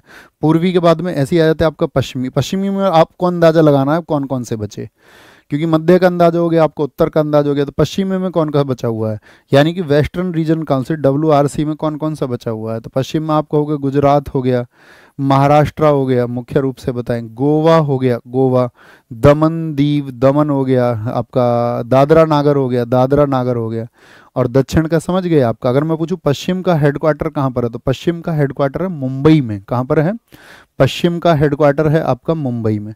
दक्षिण का कुछ एक लिखें तो तेलंगाना से लेकर के बाकी सब जो बचे हुए हैं, आपका जो साउथ का रीजनल काउंसिल बनता है दक्षिण का, उसका हेडक्वार्टर हो जाता है, दक्षिण का हेडक्वार्टर हो जाता है आपका चेन्नई। और पूर्वोत्तर के राज्यों के लिए बनी हुई है आपका, एक उत्तर हो गई, मध्य हो गई, पूर्वी हो गई, पश्चिमी हो गई, दक्षिण हो गई, पांचवी। और एक बनी हुई है आपका पूर्वोत्तर परिषद। किस वर्ष में बनी थी, नॉर्थ ईस्ट के लिए पूर्वोत्तर परिषद 1971 में। कब बनी थी, पूर्वोत्तर परिषद बनी थी 1971 में, ठीक है। इसमें क्योंकि आपका 2002 में इसमें अमेंड किया गया था, 2002 में संशोधन करके उन्हीं 7 जो 7 सिस्टर हैं, तो क्या कर दिया गया था, 7 सिस्टर के साथ में यहाँ पर सिक्किम को भी जोड़ दिया गया था। किसको, सिक्किम को भी जोड़ दिया गया था। क्या बोलेंगे, 7 सिस्टर के साथ में सिक्किम को भी। और कभी भी पूछे पूर्वोत्तर परिषद का हेडक्वार्टर, बहुत पूछा भी जाता है, तो आप कहेंगे शिलांग में है। शिलांग किस स्टेट में है, किसकी राजधानी है शिलांग, एक बार बताइए, शिलांग किसकी राजधानी है? तो आप कहोगे भैया मेघालय की राजधानी है। किसकी? मेघालय की। भारत के संविधान के अनुच्छेद 371 ख बी, बी में क्या है? देखो, अगर विशेष राज्यों की हम बात करते हैं, ये क्या है आपका स्पेशल प्रोविजंस है कुछ, तो स्पेशल प्रोविजंस महाराष्ट्र के लिए 371 में है। किस में है? 371 में। बी फोर भाई, भाई आएंगे आज शाम को, क्या बोलोगे? बी 371 बी, भाई आएंगे आज शाम को। नागालैंड, नाग आ गया, नाग आ गया, 371 ए है ये, 371 ए। मणिपुर की अगर हम बात करें आपसे, मणिपुर, तो मणिपुर तो हर कोई मणि को क्या करना चाहता है? चुराना चाहता है। कैट, कैट से याद रख लेना, कैच करना चाहता है। 371 डी प्लस ई किसके लिए है? दे, दे का मतलब क्या है? अंधा, अंधा का मतलब आंध्र प्रदेश। कोई अंधा व्यक्ति आया है, तो अंधा व्यक्ति आया कोई, ठीक है, तो उसके लिए उसको तेल दे दो, ठीक है, तेलंगाना। दे, डीई, डीई। 371 एफ में क्या है बताओ? एफ फोर फ्रूट, फ्रूट चाट कैसे खाते हो शादी में जाके? भैया सिक से, सिक्किम से, यानी किसे? सीख से खाते हैं, स्टिक से खाते हैं। 371 ई एफ जी, जी, जी लग रहा है आपको? भैया मजे आ रहे हैं, लिखो एक बार, मजे आ रहे हैं। जिसने मजे ले लिए पढ़ते टाइम, तो वो उसको आसान हो जाता है। एक पैनिक कर लेता है खुद को, पैनिक करने वाले को कुछ नहीं मिलता, वो बस अटका पटका सा रहता। अरुणाचल प्रदेश, ना खुश हो पाता, बिंदास रहिए, बिंदास। एच, होम गए कौन? अरुण और आंचल शादी के बाद में, क्या बोलोगे? होम गए अरुण और आंचल शादी के बाद में। 371 एच, 371 आई, आई कहाँ आई वो घूमने बताना? वो आई भैया गोवा घूमने, ठीक है, गोवा घूमने। 371 जे, 371 जे बताओ, जे किसके लिए? जे, जे नाटक करती है, क्या बोलोगे? कर्नाटक, ठीक है। जे, जे का बोलेंगे आपका नाटक हो गया। एच से अरुणाचल हो गया, आई से गोवा हो गया, और 371 जे में क्या हो गया आपका? कर्नाटक हो गया। एक और आता है इसमें राज्य कोई सा, कर्नाटक, बताओ जी, बोलो फटाफट से। कर्नाटक के साथ में एक और आता है, शायद हैदराबाद है, उसको देखना एक बार आप, है ना। निम्नलिखित में से कौन सा युग्म है जो सही नहीं है? भारतीय सब्जी अनुसंधान संस्थान क्या वाराणसी में है? आप कहोगे हाँ जी। कहाँ पर है? वेजिटेबल के लिए रिसर्च इंस्टीट्यूट वाराणसी में। केंद्रीय उपोष्ण जो आपका सब ट्रॉपिकल हॉर्टिकल्चर रिसर्च इंस्टीट्यूट है, क्या वो से आपका श्रीनगर में? नहीं, गलत बात हो जाएगी, क्योंकि उपोष्ण का है लखनऊ में। कहाँ पर है? ये लखनऊ में स्थित है दोस्त। कहाँ पर है? लखनऊ में, ये लखनऊ में स्थित है। और श्रीनगर में है आपका, अगर इसको हम बोलते शीतोष्ण के लिए, किसको?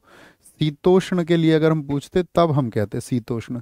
यानी कि अगर मैं आपसे पूछ लेता central, central, central temperate horticulture research institute, अगर शीतोष्ण को पूछते तो श्रीनगर कहते, ठीक है, शीतोष्ण को। तो ये क्या हो गया आपका? गलत हो गया। गन्ने के लिए कहाँ पर है? क्या लखनऊ में है? हाँ जी, लखनऊ में। और किस किस के? दलहन के लिए कानपुर में, हाँ जी। आपसे यहाँ पर चीनी का भी पूछ ले कभी, शर्करा का, तो कहाँ पर है आपका? कानपुर में है, कानपुर में है, ठीक है, कानपुर में है। अब हम आपसे पूछ लेते हैं यहाँ पर राष्ट्रीय पोषण संस्थान, राष्ट्रीय, राष्ट्रीय पोषण संस्थान, राष्ट्रीय पोषण संस्थान यानी कि नेशनल, नेशनल न्यूट्रिशन इंस्टीट्यूट, ये कहाँ पर है बताओ जी? पोषण संस्थान, क्या बोलोगे? ये भैया हैदराबाद में है। कहाँ पर है? हैदराबाद में स्थित है, हैदराबाद में। इसको बोलते हैं नेशनल न्यूट्रिशन, क्या बोलोगे? नेशनल न्यूट्रिशन इंस्टीट्यूट, एनएनआई बोलते हैं, एनएनआई। एक पूछा जाता है आपसे नीरी कहाँ पर है? नीरी, नीरी, नीरी से बहुत क्वेश्चन बनते हैं, बताओ। नीरी है आपका भैया, नीरी कहाँ पर है? नागपुर में है। नागपुर बोले तो महाराष्ट्र में स्थित है। कहाँ पर है? नीरी, नागपुर महाराष्ट्र में स्थित है। नीरी का मतलब क्या होता है? तो बोलें जरा फटाफट से। National environmental, national environmental, national environmental, environmental engineering, engineering research institute, engineering research, research institute इसको हम बोलते हैं, रिसर्च इंस्टीट्यूट इसको कहते हैं, ओके। और ये कब स्थापित हुआ था? 1958 में, 1958 में, ये भी याद रखना, 1958 में, ठीक है। आप मुझे बताओ चावल के लिए कहाँ पर है? राइस के लिए रिसर्च इंस्टीट्यूट कहाँ पर है? तो चावल को अगर कच्चे चावल खाएंगे क्या करेगा? Cut cut cut, Cuttack, Cuttack कहाँ पर पड़ता है आपका? उड़ीसा में पड़ता है। कहाँ पर पड़ता है? उड़ीसा में। आलू के लिए बताओ, पटैटो के लिए रिसर्च इंस्टीट्यूट कहाँ पर है? तो पटैटो के लिए है आपका शिमला में। कहाँ पर है? पटैटो के लिए आपका शिमला में स्थित है। कपास के लिए बताओ कौन पास करेगा? अरे भैया कोई पास नहीं कर सकता, रास्ते में नाग बैठा हुआ है, नागपुर में है। कहाँ पर है? नागपुर में है। आलू के साथ शिमला मिर्च की सब्जी बनाना है ना, किसी और की बनाओगे ऐसा शहर नहीं मिलेगा। अनार के लिए बताओ रिसर्च इंस्टीट्यूट कहाँ? पोमीग्रेनेट रिसर्च इंस्टीट्यूट, तो वो सोलापुर में है, महाराष्ट्र में। कहाँ पर पर है? वो सोलापुर में है, महाराष्ट्र में। मूंगफली के लिए बताओ, ग्राउंड नट रिसर्च इंस्टीट्यूट कहाँ पर है? तो मूंगफली के लिए है आपका जूनागढ़ में। कहाँ पर है? जूनागढ़ में है, गुजरात में। कहाँ पर है? जूनागढ़ गुजरात में स्थित है। वन के लिए बताओ मुझे, वन अनुसंधान संस्थान कहाँ पर है? फॉरेस्ट रिसर्च इंस्टीट्यूट, बोलो जी। वन, वन कैसे करने हैं हमको? वन करने हैं हमको दूने, देहरादून। क्या बोलोगे? वन के लिए फॉरेस्ट रिसर्च इंस्टीट्यूट कहाँ पर है? वो देहरादून में स्थित है। ठीक है, देहरादून में है। बहुत बढ़िया जी, वेरी गुड। भारत में सुनहरी क्रांति किससे संबंधित है? जो गोल्डन रिवॉल्यूशन है, गोल्डन रिवॉल्यूशन, एक एक शब्द जो पेन से लिख लिया, लिख के दिखाओ, पी बनाओ, लेटर पी, प्रॉमिस। भैया आप जो हमको प्रोवाइड कर रहे हैं ना, आप हमको बस कंटेंट प्रोवाइड कर देना, हम उसको तैयार करने की जिम्मेदारी कॉर्नर टू कॉर्नर लेते हैं, एंगल टू एंगल लेते हैं, और दिल से हम उसको तैयार करेंगे। ठीक है, दिल से तैयार करेंगे, ये प्रॉमिस है। आपका प्रॉमिस मुझ तक पहुंचेगा, वो मुझे ताकत देगा दोस्त, और मैं आपसे प्रॉमिस करता हूं कि आप एग्जाम में सबसे ज़बरदस्त परफॉर्म करके आएंगे। ये एक भाई का आपसे वादा है। जैसे कि एक घर में एक मेंबर के लिए सक्सेस का मीनिंग होता है, उस घर की चार दीवारी के भीतर एक इंसान के लिए उस शब्द को कोई कीमत होती है कि मेरे घर का बच्चा सेलेक्ट होगा। तो मेरे दोस्त तुम ये महसूस करना, तुम मेरी उस चार दीवारी के मेरे भाई बहन हो, और उसके लिए हम मेहनत कर रहे हैं कि भविष्य में हम वो रोशनी है उसको पैदा कर पाएँ, उस लाइट को हम वहाँ पैदा कर पाएँ जहाँ उसकी सही मायने में ज़रूरत है। तो उसी प्रयासों में लगे हुए हैं, और वो कामयाब उसमें हम होते भी आए हैं, और उम्मीद करेंगे आप भी मेहनत करेंगे हमारे साथ तो हम होते रहेंगे। ठीक है, पी, प्रॉमिस, ओके। तो सुनहरी क्रांति किससे संबंधित है? ये आपका हॉर्टिकल्चर से है, हॉर्टिकल्चर से। तिलहन से कौन सी क्रांति है बताओ? Oil seed, oil seed. पीली क्रांति, येलो रिवॉल्यूशन है पीली क्रांति।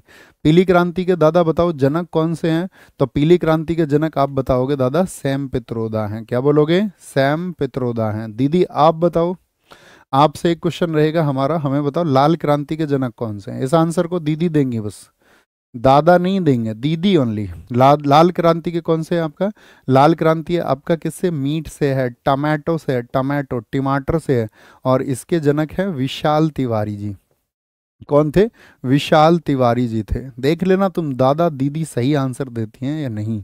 दूसरा मुझे बताओ आप, गुलाबी क्रांति। क्या बोलोगे? गुलाबी क्रांति यानी कि आपका पिंक रिवॉल्यूशन, ये साथी आपका किससे है? ये ऑनियन से है, जो श्रिम्प होती है, झींगा मछली। क्या बोलोगे? जो झींगा मछली। और कौन है इसके? दुर्गेश पटेल है। कौन है? दुर्गेश पटेल। अरे वो हरी क्रांति और वो सफ़ेद क्रांति तो सबको पता है। ठीक है, आप मुझे बताओ प्रोटीन क्रांति, प्रोटीन क्रांति के जनक कौन है? Who is the father of protein revolution? तो इसके हैं नरेंद्र मोदी और अरुण जेटली। कौन बोलेंगे? नरेंद्र मोदी हैं और अरुण जेटली हैं। ये किसके लिए है? हाइयर प्रोडक्शन के लिए है। किसके लिए? हाइयर प्रोडक्शन, जो न्यूट्रिशन का है। अच्छा मुझे बताएं आप, जो साथी सिल्वर रिवॉल्यूशन है, रजत क्रांति, रजत क्रांति, सिल्वर रिवॉल्यूशन का संबंध किससे है? तो वो है आपका एग यानी कि अंडा उत्पादन, और साथ में आपका जो मुर्गी उत्पादन होता है, मुर्गी उत्पादन होता है। आप मुझे बताएं सिर्फ ग्रे क्रांति का संबंध किससे है? ग्रे, जिसको भूरी क्रांति भी हम कहते हैं। तो ग्रे क्रांति आपका फर्टिलाइजर से, उर्वरक से संबंध है उसका, उर्वरक से संबंध है। गोल क्रांति का बताओ किससे संबंध है? तो गोल क्रांति पटैटो से यानी कि आलू से संबंधित है। किससे? आलू से। और काली क्रांति, ब्लैक रिवॉल्यूशन जो है आपका, कृष्ण क्रांति, तो ये है आपका बच्चों पेट्रोलियम से। किससे? बोलेंगे मेरे भाई ये पेट्रोलियम से स्थित है। किससे है? पेट्रोलियम से उसका अर्थ है, पेट्रोलियम से उसका संबंध है, पेट्रोलियम से उसका संबंध है। आगे आएंगे। नेक्स्ट, निम्नलिखित घटनाओं पर विचार कीजिए और उनको कालक्रमानुसार व्यवस्थित कीजिए, यानी कि क्रम में लगाना है, उसको क्रम में लगाना है। ठीक है, बोलेंगे भाई फटाफट से। Sir please help me, my brother UPSC paper देने शिमला गए थे बट कल से अभी तक मिल नहीं रहे हैं। My big brother missing help. तो मैं कैसे उनका कोई फ़ोटो वगैरह भेजो दोस्त, मैं उसको अपनी स्टोरी पे लगा सकता हूँ, इंस्टाग्राम पे। ये कर सकता हूँ मैं हेल्प आपकी, है ना। उनका फ़ोटो भेजना, लेकिन मुझ तक कैसे भेजेंगे, है ना। तो आप अपना नंबर भेजो एक बार लिख के यहाँ पर। शुभम भाई देखना, ये नंबर देते हैं अपना तो, ओके। फिर उनसे कनेक्ट करके वो फ़ोटो मंगा लेना। ये कर सकते हैं, बाकी लोगों से उसको करवा देंगे, ये हेल्प कर सकते हैं। ठीक है, लिख लीजिए, सीटू यादव, यही नंबर है ना, बाकी किसी का मत लेना। निम्नलिखित घटनाओं पर विचार कीजिए और उनको कालक्रम अनुसार व्यवस्थित कीजिए। मगरमच्छ के लिए भारत में साथी बचाने के लिए जो ब्रीडिंग प्रोजेक्ट चला था वो कब चला था? 1975 में, 1975 में। हाथी परियोजना बहुत पूछी जाती है भैया, 1900, अच्छा लिखा हुआ है, ये तो ईयर तो लिखा हुआ है 1975, 1992। टाइगर प्रोजेक्ट 1973 का है आपका। वन महोत्सव 1950 का है। तो फिर क्रम में क्या रह गया इसमें लगाने के लिए? तो 4 हो गया, 3 हो गया, 2 हो गया और 1 हो गया, है ना? नहीं, 4 3, 4 4 3 1 2, ये तो सीधे क्रम में लगे हुए हैं। ईयर इन्होंने गलत डाल दिए, ईयर इन्होंने गलत डाल दिए भैया, ईयर लिख गए गलती से, है ना? आंसर ही लिखा हुआ है इसमें। अच्छा मुझे बताओ, चलो बाकी पूछ लेते हैं इसमें। बाकी क्या पूछेंगे इसमें? बाकी आपसे पूछेंगे हम, कस्तूरी मृग के लिए बताओ, कस्तूरी मृग के लिए कब चला था आपका? कस्तूरी मृग के लिए आपका चला था, कस्तूरी मृग के लिए एग्जाम में ऐसा क्वेश्चन आ जाए तो मजा नहीं आ जाए, 1970 में। मुझे बताओ वाइल्ड लाइफ के लिए कब चला था? वन्य जीव, वन्य जीव संरक्षण, wild life protection, wild life protection ये चला था दोस्त आपका 1972 में, 1972 में। लाल पांडा के लिए बचाने के लिए कब चला था? रेड पांडा कंजर्वेशन प्रोग्राम लाल पांडा के लिए चला था 1990 में। वल्चर के लिए कब चला था? गिद्ध के लिए, गिद्ध संरक्षण प्रोग्राम गिद्ध के लिए चला था आपका, गिद्ध के लिए था 2006 में। क्या बोलोगे? 2006 में। अच्छा मुझे बताओ आपका हिम तेंदुआ के लिए, स्नो लेपर्ड के लिए कब चला था? स्नो लेपर्ड के लिए चला था आपका 2009 में। आपको मुझे बताना है कि आपको आपको बताना है मुझे, प्रोजेक्ट डॉल्फिन कब शुरू हुआ था? प्रोजेक्ट डॉल्फिन बताओ, प्रोजेक्ट डॉल्फिन क्या बोलेंगे? भेजा उन्होंने फोटो। प्रोजेक्ट डॉल्फिन कब शुरू हुआ आपका? ये हुआ आपका 2021 में। प्रोजेक्ट डॉल्फिन क्या बोलेंगे? 2021 में शुरू हुआ है, 2021 में शुरू हुआ है, ठीक है, 2021 में शुरू हुआ है। नेक्स्ट है, हाफलोंग हिल स्टेशन किस भारतीय राज्य में है? हाफलोंग हिल स्टेशन बताओ जी। सिक्किम में है, हिमाचल प्रदेश में, उत्तरांचल में या फिर असम में है? तो असम में है हाफलोंग, बहुत इंपॉर्टेंट है, ठीक है। सिक्किम में सबसे चर्चित है गंगटोक, क्या जिसको गैंगटोक भी कहा जाता है, गंगटोक, गंगटोक। अब मुझे बताओ मसूरी कहाँ पर है? मसूरी, देहरादून, तो ये कहाँ पर है आपका? उत्तराखंड में स्थित है। और इनकी हाइट भी पूछ ली जाती है, लगभग बराबर बराबर है। मसूरी 2006 मीटर पर है, कितने पे? 2006 मीटर ऊंचाई पर है, लगभग बराबर के हैं। दार्जिलिंग कहाँ पर है बताओ? दार्जिलिंग, दार्जिलिंग कहाँ पर है साथी आपका? तो दार्जिलिंग है आपका वेस्ट बंगाल में, वेस्ट बंगाल में। और आपका शिमला कहाँ पर है? तो शिमला आपका हो गई हिमाचल प्रदेश में है। कहाँ पर है? हिमाचल प्रदेश में। ऊटी बताओ, ऊटी कहाँ पर है? ऊटी, ऊंची नहीं, ऊटी, ऊटी बताना है। ऊटी कहाँ पर है साथी आपका? तो ऊटी आप कह देंगे ये है तमिलनाडु में, तमिलनाडु में। लेंस डाउन बताओ कहाँ पर है? आप मुझे बताओ लेंस डाउन कहाँ पर है? लेंस डाउन ये घूमने की जगह है आपका, हिल स्टेशन है। लेंस डाउन, लेंस डाउन कहाँ पर है? तो हम अपनी शादी के बाद घूमने जाना है ना, उत्तराखंड में है। कहाँ पर है? उत्तराखंड में है आपका। रानी खेत, रानी खेत कहाँ पर है? ये भी आपका उत्तराखंड में, उत्तराखंड में। कसौल कहाँ पर है? कसौल, कसौल है आपका हिमाचल प्रदेश में। कहाँ पर? हिमाचल प्रदेश में। और कौन कौन से यहाँ पर? सोलन है, सोलन, सोलन वैली, डलहौजी, यहीं पे भीड़ लगी रहती है वहाँ पे, सोलन में ही। सोलन है, डलहौजी है, ये कहाँ पर हैं? ये हिमाचल प्रदेश के हैं। अच्छा हमें आप बताओ महाराष्ट्र के कौन कौन से हैं घूमने के लिए हिल स्टेशन? खंडाला, हाथी का खंडाला, क्या बोलोगे? क्या बोलेंगे? खंडाला है आपका। और महाबलेश्वर है, जैसे एमपी में ऐसा स्थित है आपका, पंचमढ़ी स्थित है। और साउथ के मैंने आपको बताए थे केरला के, बताओ कौन कौन से हैं? केरला का बताओ, केरला का कौन सा है आपका हिल एरिया? केरल का कौन सा हिल एरिया ये आपको बताना है, फटाफट से आंसर करो, फटाफट से। खंडाला है भैया, महालेश्वर है, महाबलेश्वर है, ठीक है। बोलो भाई।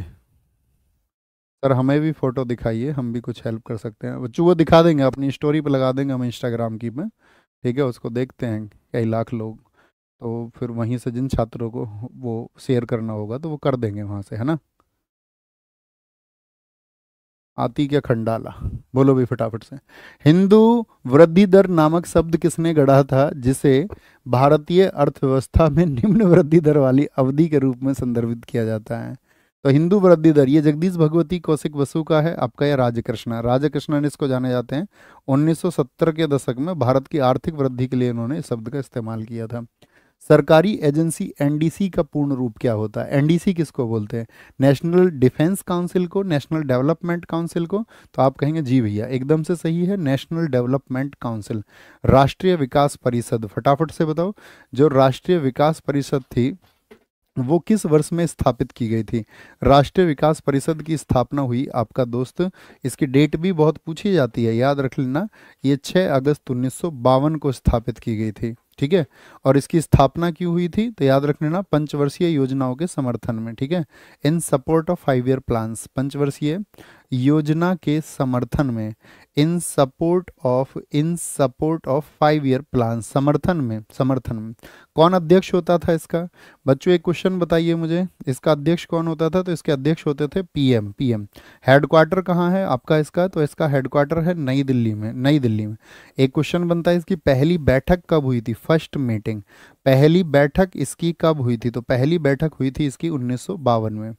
अच्छा, जैसे जैसे हम धीरे धीरे बढ़ रहे हैं तो कुछ क्वेश्चन जैसे आप फेस करते होंगे प्रैक्टिस सेशंस में या अपने मॉक में, तो सुधार आ रहा है धीरे धीरे, मुझे तक वो सूचना पहुंचाओ, वो सुधार आ पा रहा है या नहीं? धीरे धीरे 1% का, 2% का, धीरे धीरे आप देखोगे 3, 4, 5 प्रश्नों के सुधार पर आप पहुंचेंगे और फिर धीरे धीरे आपका जो है अप्रोच बढ़ता जाएगा। और जब हम अंत में होंगे साथी और आप करते रहेंगे तो आपको एक अच्छे स्तर का अपने आप को बूस्ट करके जो कॉन्फिडेंस आना चाहिए वो आपको आएगा, ठीक है। दिखाएंगे, निम्नलिखित में से स्वच्छ भारत मिशन के विषय में क्या सही है वो बताएं। स्वच्छ भारत मिशन के विषय में क्या सही है? ठीक है, बोलेंगे। बहुत बढ़िया जी, बहुत बढ़िया। निम्नलिखित में से स्वच्छ भारत मिशन के विषय में क्या सही है? 2 अक्टूबर 2015 को लॉन्च किया गया इसको। उत्तर पूर्वी राज्य इस मिशन के हिस्से नहीं है, इसे संपूर्ण स्वच्छता प्राप्त करने के लिए लॉन्च किया गया। यह केवल ग्रामीण क्षेत्रों के लिए है। किसके लिए है? इसे संपूर्ण स्वच्छता प्राप्त करने के लिए लॉन्च किया गया, संपूर्ण स्वच्छता प्राप्त करने के लिए, ठीक है। कब लॉन्च किया गया था स्वच्छ भारत मिशन? इसकी डेट बताओ। तो गांधी जयंती पर 2 अक्टूबर 2014 को भैया इसको लॉन्च कर दिया गया था, ठीक है, संपूर्ण स्वच्छता प्राप्त करने के लिए। बिल्कुल ठीक है। अच्छा, स्वच्छ भारत मिशन के तहत क्या बोलेंगे? आपका स्वच्छ भारत मिशन के तहत ही एक इम्पोर्टेंट चीज हुई थी आपका, स्वच्छ भारत मिशन के तहत ही आपका भारत को, इंडिया को ओडीएफ घोषित किया गया था। ओडीएफ का पूरा नाम बताओ क्या होता है? तो क्या होता है? ओपन डिफेकेशन फ्री होता है, यानी कि खुले में शौच मुक्त। तो इंडिया को ओडीएफ जो साथी घोषित किया गया, ये किस वर्ष में घोषित किया गया था? तो ये घोषित किया गया था इसको आपका 2 अक्टूबर 2019 को, यानी कि पूरे 5 वर्ष में इस लक्ष्य को पाया गया, पूरे 5 वर्ष में। अच्छा, स्वच्छ भारत मिशन 2.0 कब शुरू हुआ फिर? तो इसके 2 वर्ष के बाद में, वो 5 वर्ष में और 2 स्वच्छ भारत मिशन 2.0 कब शुरू हुआ? 2.0, तो 2.0 ये शुरू हुआ आपका 2021 में। और केंद्रीय ग्रामीण स्वच्छता कार्यक्रम चला था। केंद्रीय ग्रामीण स्वच्छता, सेंट्रल रूरल ग्रामीण स्वच्छता, रूरल स्वच्छता कार्यक्रम, क्या बोलोगे इसको? स्वच्छता कार्यक्रम, यानी कि आपका इसको हम बोलेंगे सेंट्रल रूरल हाइजीन प्रोग्राम। ये कब चला था आपका? तो ये चला था 2000 नहीं, 1986 में। क्या बोलोगे? 1986 में, 1986 में ये शुरू हुआ था, 1986 में, 1986 में शुरू किया गया था। भाई संपूर्ण भारत पर हुआ था, तो उत्तर पूर्वी राज्य इसके हिस्से नहीं है तो बेकार की बात है। केवल ग्रामीण क्षेत्र नहीं, संपूर्ण भारत पर, तो शहरी भी और ग्रामीण दोनों ही हिस्से इसमें शामिल हैं। आगे आएंगे सर, न्यू बुक कब आएगी?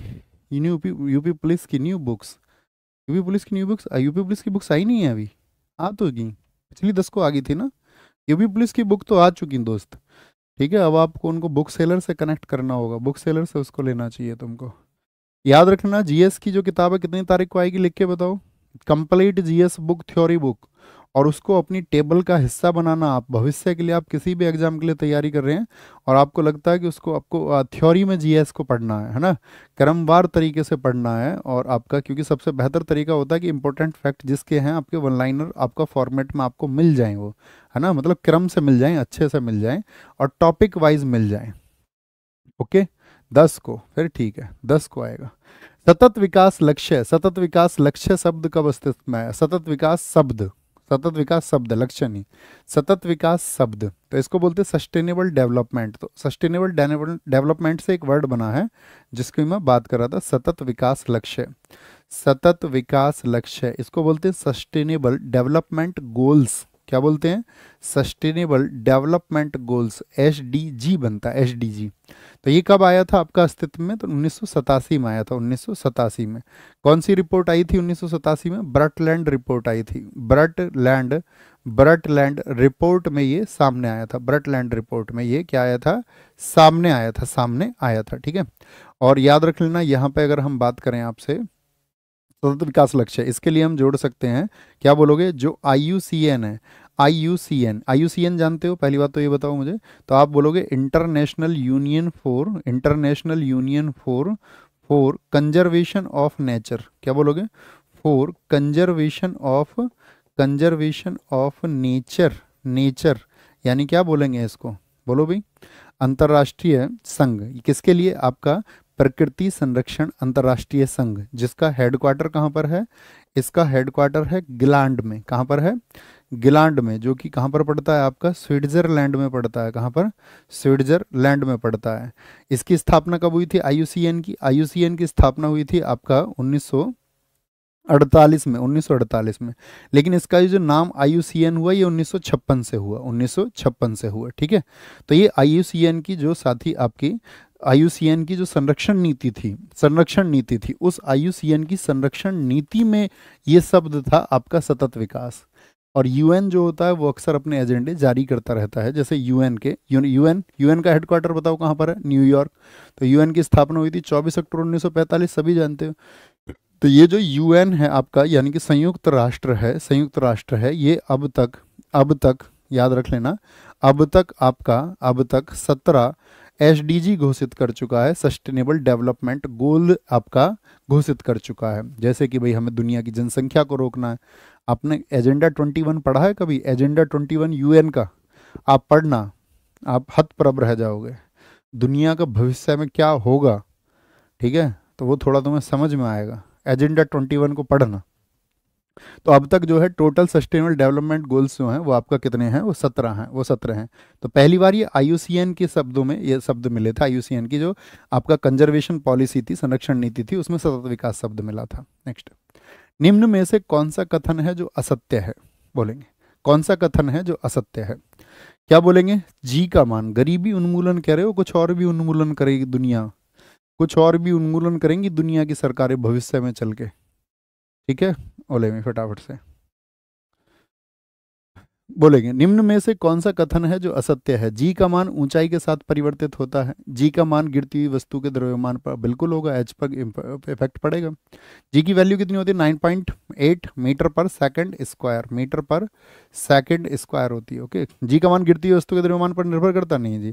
किस पर निर्भर करेगा? आपका वस्तु के, पृथ्वी के द्रव्यमान पर निर्भर करेगा। ये सही है, ये भी सही है, और ये क्या है? ये भी सही है, ठीक है। क्या बोलेंगे? पृथ्वी की गहराई में जाने पर जी का मान परिवर्तन होता है, एकदम ठीक है। बी गलत हो गया। अच्छा, अगर रोटेशन स्पीड है, जैसे घूर्णन गति है, पृथ्वी अपना घूर्णन कर रही है, सब जानते हैं इस बात को, तो हाँ जी। तो घूर्णन गति अगर बढ़ जाए तो जी का मान पे क्या इफेक्ट पड़ेगा? तो जी की वैल्यू क्या हो जाएगी? कम हो जाएगी। और अगर घूर्णन गति कम हो जाएगी तो जी का मान क्या हो जाएगा? बढ़ जाएगा। अगर हम आपसे पूछे चंद्रमा पर जी की वैल्यू कितनी है, ये क्वेश्चन जैसे हम आपसे हमेशा हर प्रैक्टिस सेशन, हर सीरीज में मैं आपसे पूछता हूँ, यदि किसी, मुझे बताना, यदि किसी वस्तु का जो द्रव्यमान है, किसी वस्तु का द्रव्यमान अर्थात जो मास है आपका m, वो आपका कहाँ पर? अर्थ पर तो है, ऑन अर्थ है वो आपका 600 किलोग्राम। तो वो मून पे जाके कितना रह जाएगा? बताओ भी फटाफट से, मून पे जाके कितना रह जाएगा? तो हमेशा सबका आंसर यही आता है, जिसमें से ज़्यादातर आपका रहेगा। बहुत कम अच्छे बच्चे इसको बहुत ध्यान से पढ़ेंगे। तो जिन्होंने लिखा सेम, वो एकदम से ठीक है। सेम क्या रहेगा? मून पे जाके क्या रहेगा? सेम रहेगा। क्यों? क्योंकि द्रव्यमान है, और द्रव्यमान m जो है वो कभी चेंज नहीं होता। m never change. अंतरिक्ष में ले जाओ तब भी m वही रहेगा। स्पेस में तुम्हारे घर ले जाओ, उनके घर ले जाओ, अपनी वाली मतलब उनके घर ले जाओ, ठीक है, तब भी वही रहेगा। तो ये कभी चेंज नहीं होता। W चेंज हो जाता है, W। अगर मैं पूछूं बाहर अर्थ पर तो है, W जो है, W वो अर्थ पर 600 है। तो वो मून पे जाके कितना हो जाएगा? 1/6 रह जाएगा। तब ये 100 kg रह जाएगा, 100 kg रह जाएगा। क्या बोलेंगे? तो द्रव्यमान किस में नपता है आपका? क्या ये रह जाएगा केजी में? तो आप कहेंगे नहीं भैया, क्योंकि द्रव्यमान जो है आपका वो केजी में होता है, तो केजी की चीज़ तो कभी बदल ही नहीं सकती। तो जो बाहर होता है वो किस में नपता है? न्यूटन में। किस में नपता है? न्यूटन में नपता है, न्यूटन में। तो बाहर W बराबर होता है M इंटू जी। तो M तो चेंज नहीं हो सकता, लेकिन G चेंज होने की वजह से वो हो जाता है। W बराबर क्या होता है? mg। थम्स अप करो, बात समझ में आई? तो कभी भी M को चेंज मत करना, W चेंज होगा, बड़े ध्यान से पढ़ना, गलती हो जाती है उसमें। किसी रासायनिक अभिक्रिया के दौरान एक पदार्थ में हाइड्रोजन की बढ़े, हाइड्रोजन किसी के साथ ऐड हो जाए, हाइड्रोजन ऐड हो जाए किसी के साथ में, तो उसको क्या बोलेंगे? क्या ऑक्सीडेशन बोल देंगे उसको? नहीं, ये ऑक्सीडेशन में तो भैया ऑक्सीजन प्लस होगा ना, ऑक्सीजन को ग्रहण करेगा, ऑक्सीजन इसमें क्या होगी? ग्रहण हो जाएगी। पहली चीज़ तो ये होगी। ऑक्सीकरण में क्या हो जाएगा? ऑक्सीजन ग्रहण हो जाएगी। दूसरी चीज़ क्या हो जाएगी? हाइड्रोजन की कमी हो जाएगी। क्या हो जाएगी? हाइड्रोजन का होगा त्याग। और तीसरी चीज़ क्या होगी यहाँ पे? इलेक्ट्रॉन में कमी आ जाएगी। क्या आ जाएगी? इलेक्ट्रॉन में कमी आ जाएगी। जैसे ही हाइड्रोजन का त्याग होगा तो इलेक्ट्रॉन में कमी आ जाएगी। तो फिर क्या बचता है? फिर आपका अपचयन बचता है। तो इसका उल्टा कर दो, हाइड्रोजन ग्रहण करेगा, ऑक्सीजन का त्याग कर देगा और इलेक्ट्रॉन में वृद्धि हो जाएगी। अच्छा, रेडॉक्स में क्या होगा? रेडॉक्स में दोनों को मिला दो, रिडक्शन एंड ऑक्सीडेशन। इसमें क्या होती है? ऑक्सीकरण और अपचरण दोनों साथ हो जाए। ऑक्सीकरण और ऑक्सीकरण के साथ में आपका अपचयन क्या हो जाए? दोनों साथ में हो जाए। दोनों क्या हो जाए? दोनों साथ में हो जाए, दोनों साथ में। ठीक है, आगे आएंगे। लार में मौजूद निम्न में से कौन सा एंजाइम है जो स्टार्च के जटिल अणु को, यानी कि जो स्टार्च है आपका मंड, उसमें जो साथी जटिल अणु है आपका, उसको सरल सरल शर्करा अणु में विघटित कर देता है?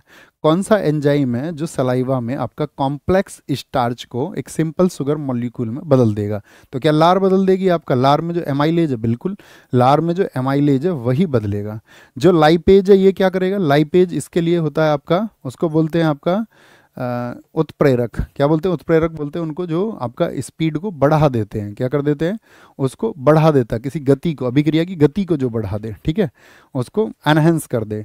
पैप्सिन जो होता है, पैप्सिन क्या करता है? पैप्सिन बहुत आसान है। पैप्सिन इसको प्रोटीन को, किसको? जो प्रोटीन आपने आपका मतलब ग्रहण किया, उस प्रोटीन को पैप्टाइड्स में कौन तोड़ता है? वो यही तोड़ता है। प्रोटीन को पैप्टाइड्स, क्या बोलेंगे? प्रोटीन को ये पैप्टाइड्स में तोड़ता है, चेंज कर देता है, ऐसे समझ लीजिए। और ट्रिप्सिन क्या करता है? ट्रिप्सिन ये साथी आपका प्रोटीन को पचाता है। ट्रिप्सिन प्रोटीन को डाइजेस्ट करता है, प्रोटीन को पचाता है, ठीक है, प्रोटीन को पचाता है, ठीक है। और मुझे बताओ, जब हमने किसी चीज़ का पाचन कर लिया प्रोटीन का, जैसे कि पाचन के बाद जो प्रोटीन है, पाचन के बाद जो प्रोटीन है वो किस में चेंज हो जाता है? प्रोटीन आपका वो अमीनो अम्ल में परिवर्तित होता है। बोलो भाई हाँ, अमीनो अम्ल जो होते हैं वो कितने अमीनो अम्ल, मुझे बताओ कितने से मिल के बना होता है ये अमीनो अम्ल? मुझे बताओ फटाफट से, कितने से मिल के बनता है एलिमेंट से? तो क्या बोलेंगे उसको? 20 20 20 20 20 तरह के, 20 तरह के। कितनी तरह के होते हैं? 20 तरह के। बहुत शानदार, आगे आए भैया। निम्न में से कौन सा अंग है जो पित्तरस स्त्रावित करता है? Following organ secretes bile juice. पित्तरस कहाँ से निकलेगा? वो यकृत से निकलेगा। किससे? यकृत से, लीवर से निकलता है। लीवर कहाँ पे स्थित होता है बताओ? ये किसके नीचे होता है? डायफ्राम के नीचे। पहले तो इसकी स्थिति से क्वेश्चन आ जाता है, किससे? डायफ्राम के नीचे स्थित होता है। और मुझे बताओ ये सबसे बड़ी ग्लैंड है या नहीं है? तो मानव शरीर की सबसे बड़ी ग्रंथि है। मानव शरीर की सबसे बड़ी ग्रंथि, सबसे बड़ी ग्लैंड कौन सी है? सबसे बड़ी ग्रंथि, सबसे जो साथी बिगेस्ट ग्लैंड है वो कौन सी है? तो बिगेस्ट ग्लैंड है आपका यकृत, ठीक है। क्या बोलेंगे? क्या यकृत, मुझे बताओ, डायरेक्टली भोजन के डाइजेशन में, किसी भी खाने को हम खा रहे हैं उसके डाइजेशन में डायरेक्ट पार्टिसिपेट करेगा? आप कहेंगे नहीं। सबसे इंपॉर्टेंट बात है कि इसमें पित्तरस जो काम करता है, जो आपका बाइल जूस होता है, बाइल जूस का काम क्या होता है कि जो आपने आहार नाल है, जो आपका फूड पाइप है, उस फूड पाइप में जो अम्लीय अम्लीय भोजन है, अम्लीय एसिडिक भोजन है, उसको किस में चेंज कर देता है? अम्लीय भोजन को आपका ये साथी उसको अल्कलाइन नेचर में बदल देता है। क्षारीय, क्षारीय भोजन में क्या कर देता है? उसको क्षारीय भोजन में उसको बदल देता है। कौन? बाइल जूस, जो आहार नाल में स्थित है, ठीक है। फिर आपका यकृत में मानव शरीर की सबसे बड़ी ग्रंथि है। इसमें जो पित्तरस होता है, मुझे बताओ, ये क्वेश्चन और पूछेंगे आपसे, पित्तरस का पीएच मान कितना होता है? पित्त रस की जो पीएच वैल्यू होती है, एक दिन पीएच से सारे सवाल कराएंगे आपको। पीएच वैल्यू कितनी होती है? 7.6 से 7.7 होती है। और कैसे रंग का होता है बाइल जूस, तो ये भी पूछा जाता है। ये आपका ग्रीन येलोइस होता है, हरे पीले रंग का होता है, पीले रंग का होता है। इस पित्तरस में कोई याद रखना डाइजेस्टिव एंजाइम नहीं होता, कोई पाचक एंजाइम इसमें नहीं होता, कोई पाचक एंजाइम नहीं होता है इसमें, ठीक है। बस इसका इतना काम होता है कि ये क्या करता है, जो भोजन में स्थित आपका बैक्टीरिया है उसको नष्ट कर देता है, खराब को। और वसा को क्या कर देता है? वसा का इमल्सीकरण करता है, ठीक है। यानी कि इमल्सिफिकेशन ऑफ वसा ये कर देता है, याद रखना, वसा का पाइसीकरण। तो कभी भी पूछा जाए वसा के पाइसीकरण के लिए कौन जिम्मेदार है? वसा का पाइसीकरण, emulsification of fat is done by bile juice, ठीक है भाई। सब थम्स अप करो जी भैया, समझ में आ रहा थोड़ा थोड़ा। पहली बार किस कन्नड़ पुस्तक को पहली बार किस कन्नड़ पुस्तक को आपका अंतर्राष्ट्रीय बुकर पुरस्कार, भैया मैंने एक दिन आपको बताया इंटरनेशनल बुकर प्राइज कब शुरू हुआ था? 2005 में ये शुरू हुआ था, 2005 में शुरू हुआ था। पहली इंडियन कौन थी इसको पाने वाली? 2022 में। 2022 में ये मिला था गीतांजलि श्री को। किसको? गीतांजलि श्री को। गीतांजलि श्री ने कौन सी पुस्तक लिखी थी? इन्होंने किताब लिखी थी रेत की समाधि, रेत की समाधि, जिसको एक आपका इंग्लिश लेखिका थी डेजी रॉकवेल। डेजी रॉकवेल ने उसको किस में चेंज कर दिया था? टॉम्ब ऑफ सैंड में, इंग्लिश ट्रांसलेशन से। लेकिन अभी कन्नड़ भाषा के लिए आई हैं हार्ट लैंप में। और हार्ट लैंप जिसमें कितनी कहानियां हैं? आपका 12 स्टोरीज हैं, 12 कहानियां हैं, 12 कहानियां हैं। और याद रखना इस हार्ट लैंप की जो लेखिका हैं वो हैं आपका कौन? बानू मुस्ताक। बानू मुस्ताक, इन्होंने अपने जीवन की कठिनाइयों के बारे में लिखा है, बानू मुस्ताक। और इसका जो इंग्लिश ट्रांसलेशन किया है, इंग्लिश अनुवाद, क्योंकि ये तो कन्नड़ की बुक है, तो कन्नड़ कहाँ पे बोली जाती है? कर्नाटका में। तो इसका इंग्लिश जो ट्रांसलेशन किया है वो किया है दीपा भास्ती ने। क्या बोलोगे? दीपा भास्ती ने। और इस काम के लिए जो उनको अवार्ड मनी मिली, तो वो अवार्ड मनी कितनी है? वो है लगभग 52 लाख रुपए। क्या बोलोगे? 52 लाख रुपए इनको मिली है, ये बात याद रख लेना, ठीक है। नेक्स्ट आगे चलें जी। वीमेंस प्रीमियर लीग WPL 2025 का खिताब किसने जीता? कौन से नंबर का वुमेन प्रीमियर लीग था ये बताओ? अभी अभी हुआ था ना इससे पहले वुमेन प्रीमियर लीग, कौन से नंबर का था साथी ये? तो ये आपका दिल्ली कैपिटल ने जीता है 2023। कितने बोलेंगे भैया? 2023 में पहला हुआ था, 2023 में, ये 2024 में, 2025 में। और तीनों के तीनों में भैया आपका खिताब किसने जीत लिया है? UP warriors, Mumbai Indians. इस बार का जीता मुंबई इंडियंस ने। तीनों बार हारी है भैया, तीनों बार दिल्ली कैपिटल्स, तीनों बार फाइनल में, तीनों बार क्या गई है ये? फाइनल में पहुंची तीनों बार। यानी 23 का फाइनल भी कौन हारी? दिल्ली कैपिटल। 24 का भी, 25 का भी। 23 में पहले वुमेन प्रीमियर लीग का विजेता कौन था? मुंबई इंडियंस। कौन? मुंबई इंडियंस। 2024 में विजेता कौन था ये आपको बताना है। तो 2024 में विजेता थी आपका RCB, रॉयल चैलेंजर बेंगलुरु। चलो पुरुषों में तो महिलाओं में तो जीत पा रहे हैं, अच्छी बात है। क्या बोलेंगे 2025 में आपका विजेता कौन रहा? 2025 में विजेता, तो 2025 में फिर से मुंबई इंडियंस रही। कौन रही? मुंबई इंडियंस रही। और इस बार मुंबई इंडियंस जो जीती वो जीती आपका कितने रन से? 8 रन से, 8 रन से। कुल टीम कितनी है इसमें मुझे बताओ? जो वुमेन प्रीमियर लीग है उसमें कुल टीम साथी कितनी है? तो कुल टीम है उसमें आपका 5। कितनी टीम है? कुल टीम उसमें 5 है। IPL 2025 अभी शुरू हो गया, बीच में बंद भी हो गया था आपका आतंकवादी और पाकिस्तान की नालायक घटनाओं की वजह से। तो यहाँ पर फिर से एक बात आएगी आपका, जो IPL 2025 है कौन सा फॉर्मेट है बताओ? IPL 2025 ये कौन सा फॉर्मेट है? तो आप कहेंगे ये फॉर्मेट है आपका 18वां। कौन सा IPL है ये?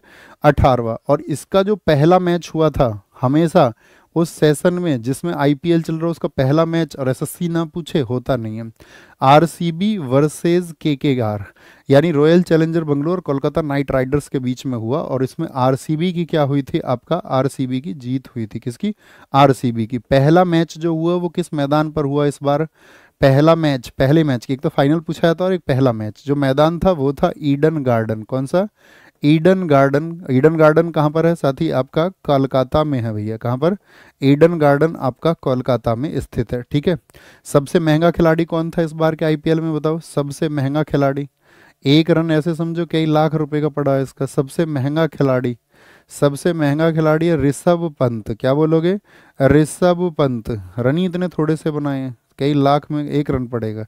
तो क्या बोलेंगे भैया, आपका 27 करोड़ में LSG ने, लखनऊ सुपर जॉइंट ने, किसने, लखनऊ सुपर जॉइंट ने, लखनऊ सुपर जॉइंट ने। ओके, यहाँ पर बताएंगे सबसे सबसे जो साथी आपका कम उम्र का प्लेयर है, सबसे कम उम्र का, आप दूसरा महंगा भी बताना, सबसे कम उम्र का प्लेयर, ये छा गए गुरु इस बार। तो क्या बोलोगे, वैभव सूर्यवंशी, ये छा गए हैं। और ये तुम्हारे लिए भी देखो एक ऊर्जा का काम करेंगे, जागरूक होकर देखो। कुछ कहते हैं ना यार, पुराने चावल हैं, पुराने खिलाड़ी हैं, पुराने बच्चे तैयारी वाले हैं यार। उसकी 6 साल की तैयारी हो चुकी है भाई, उसकी 3 साल की तैयारी हो चुकी है। एक लड़के ने आके आईना दिखाया, उसने दिखाया कि ठीक है, पहले कितनी भी तैयारी हो, बात इस बात की है कि जो नई ऊर्जा लेकर के आप एंटर हुए हैं उसमें कितना जुनून, कितना जज्बा, कितनी तैयारी, कितना डेडिकेशन उसमें था, और उसने वो प्रूव करके दिखाया। ठीक है, प्रूव करके दिखाया। ठीक है, क्या बोलेंगे, सबसे कम उम्र के प्लेयर बने वैभव सूर्यवंशी। किस टीम के लिए, वैभव सूर्यवंशी किस टीम के लिए मुझे बता देंगे, राजस्थान रॉयल्स। कितनी एज में, 14 वर्ष की एज में, 14 वर्ष की एज में। और इस बार के IPL में सबसे तेज शतक लगाया आपका किसके खिलाफ, गुजरात टाइटंस के खिलाफ। कितनी गेंदों में शतक बना दिया, बोलो भी फटाफट से। भैया अय्यर दूसरे नंबर पर हैं 26.5 के साथ में, बहुत बढ़िया। क्या बोलोगे, सबसे महंगे खिलाड़ी ऋषभ पंत के बाद में कौन है, अय्यर। अय्यर, अय्यर कितने पर, 26.5 पर। ठीक है, 26 दशमलव कुछ थे, एग्जैक्ट पता नहीं, 26 नहीं, 26.5 तो नहीं थे, 26.75 थे शायद, इसको चेक करना आप एक बार, है ना। 26.75 थे जो मुझे ध्यान है, 26.75, 26.50 लिख रहे हैं आप बहुत सारे लोग, 26.75 थे इसके, याद रखना। ठीक है, तो याद रखेंगे सबसे कम उम्र के। तो अगर पूछो इस बार क्या बोलेंगे, सबसे कितनी गेंद में, 35 गेंद में शतक लगाया। कितनी गेंद में, 35 गेंद में शतक लगाया। ओवरऑल सबसे कम गेंदों में किसका है, 35 गेंद में शतक लगाया। T20 में किसका, क्रिस गेल का है ना, क्रिस गेल 30 बॉल्स में लगाया, 30 बॉल्स में क्रिस गेल का। वाटर डेवलपमेंट रिपोर्ट 2025 किसके द्वारा प्रस्तुत की गई है, water development report, WDR, world bank जारी करता है इसको, नहीं भैया, इसको यूनेस्को जारी करता है। ठीक है, यूनेस्को जारी करता है। और याद रख लेना, इस रिपोर्ट का जो प्रकाशन होता है, प्रकाशन जो होता है इसका, वो मतलब इसको प्रकाशित करता, पब्लिश करता है UN। किसके द्वारा, UN द्वारा इसका प्रकाशन किया जाता है। ठीक है, ये आपके लिए हम होमवर्क देंगे। विश्व जल दिवस 2025 की थीम क्या है, होमवर्क में और SSC के किसी ना किसी शिफ्ट में ज़रूर पूछा जाएगा। इसका ध्यान रखना और आगे पढ़ते रहना, पढ़ते रहना। ठीक है, बहुत जल्दी साथी हमने आपको टेलीग्राम ग्रुप अपना दिया हुआ है ऊपर। इस टेलीग्राम ग्रुप को जिसने नहीं ज्वाइन किया अभी ज्वाइन कर लो। आने वाले टाइम में हम क्या करेंगे, आपको एक टारगेट दिया करेंगे हम सुबह, ठीक है, 1-2 टॉपिक का। और जैसे जैसे आपके एग्जाम आएंगे तो उस टॉपिक को मैं क्वेश्चन बना करके आपसे क्वेश्चन पूछूंगा उसमें, है ना। हर एक टॉपिक दे दिया आपको, और आप अपनी तरीके से भी अपना पढ़ते रहिए। एक टॉपिक हम आपको देंगे डेली की, भैया इसको आप पढ़ लेना 20 मिनट 25 मिनट में, और फिर 15-20 क्वेश्चन उसके हम आपको दिया करेंगे टेलीग्राम, इसी पर प्रैक्टिस कराएंगे। ओके, अपना ध्यान रखिए बहुत सारा, और आगे बढ़ते रहिए। बोलेंगे अभी फटाफट से, कोई दिक्कत, कोई परेशानी, अच्छे से पढ़ते रहिए। मिलते हैं, बाय बाय, टाटा, टेक केयर। घर मम्मी पापा को नमस्ते बोलना मेरी तरफ से, पैर छू करके। दादा दादाजी जो भी हो उनको इस बार आपको खुशियाँ पहुंचानी है। और इस बार ये तय कर लीजिए तुम कि हम अपनी जो मुस्कुराहटें हैं, जिसको हम देखना चाहते हैं, जिसको हमने मैनिफेस्ट आज तक किया है, वो अपने फैमिली मेम्बर्स तक इसी बार पहुंचाएंगे। और जब तक हमारे अंदर जान है तब तक हम अपनी उस ऊर्जा को एक उच्चतम स्तर की तरफ ले जाते रहेंगे, और उसको बढ़ाते रहेंगे, और मेहनत करते रहेंगे। Thank you, take care, bye bye.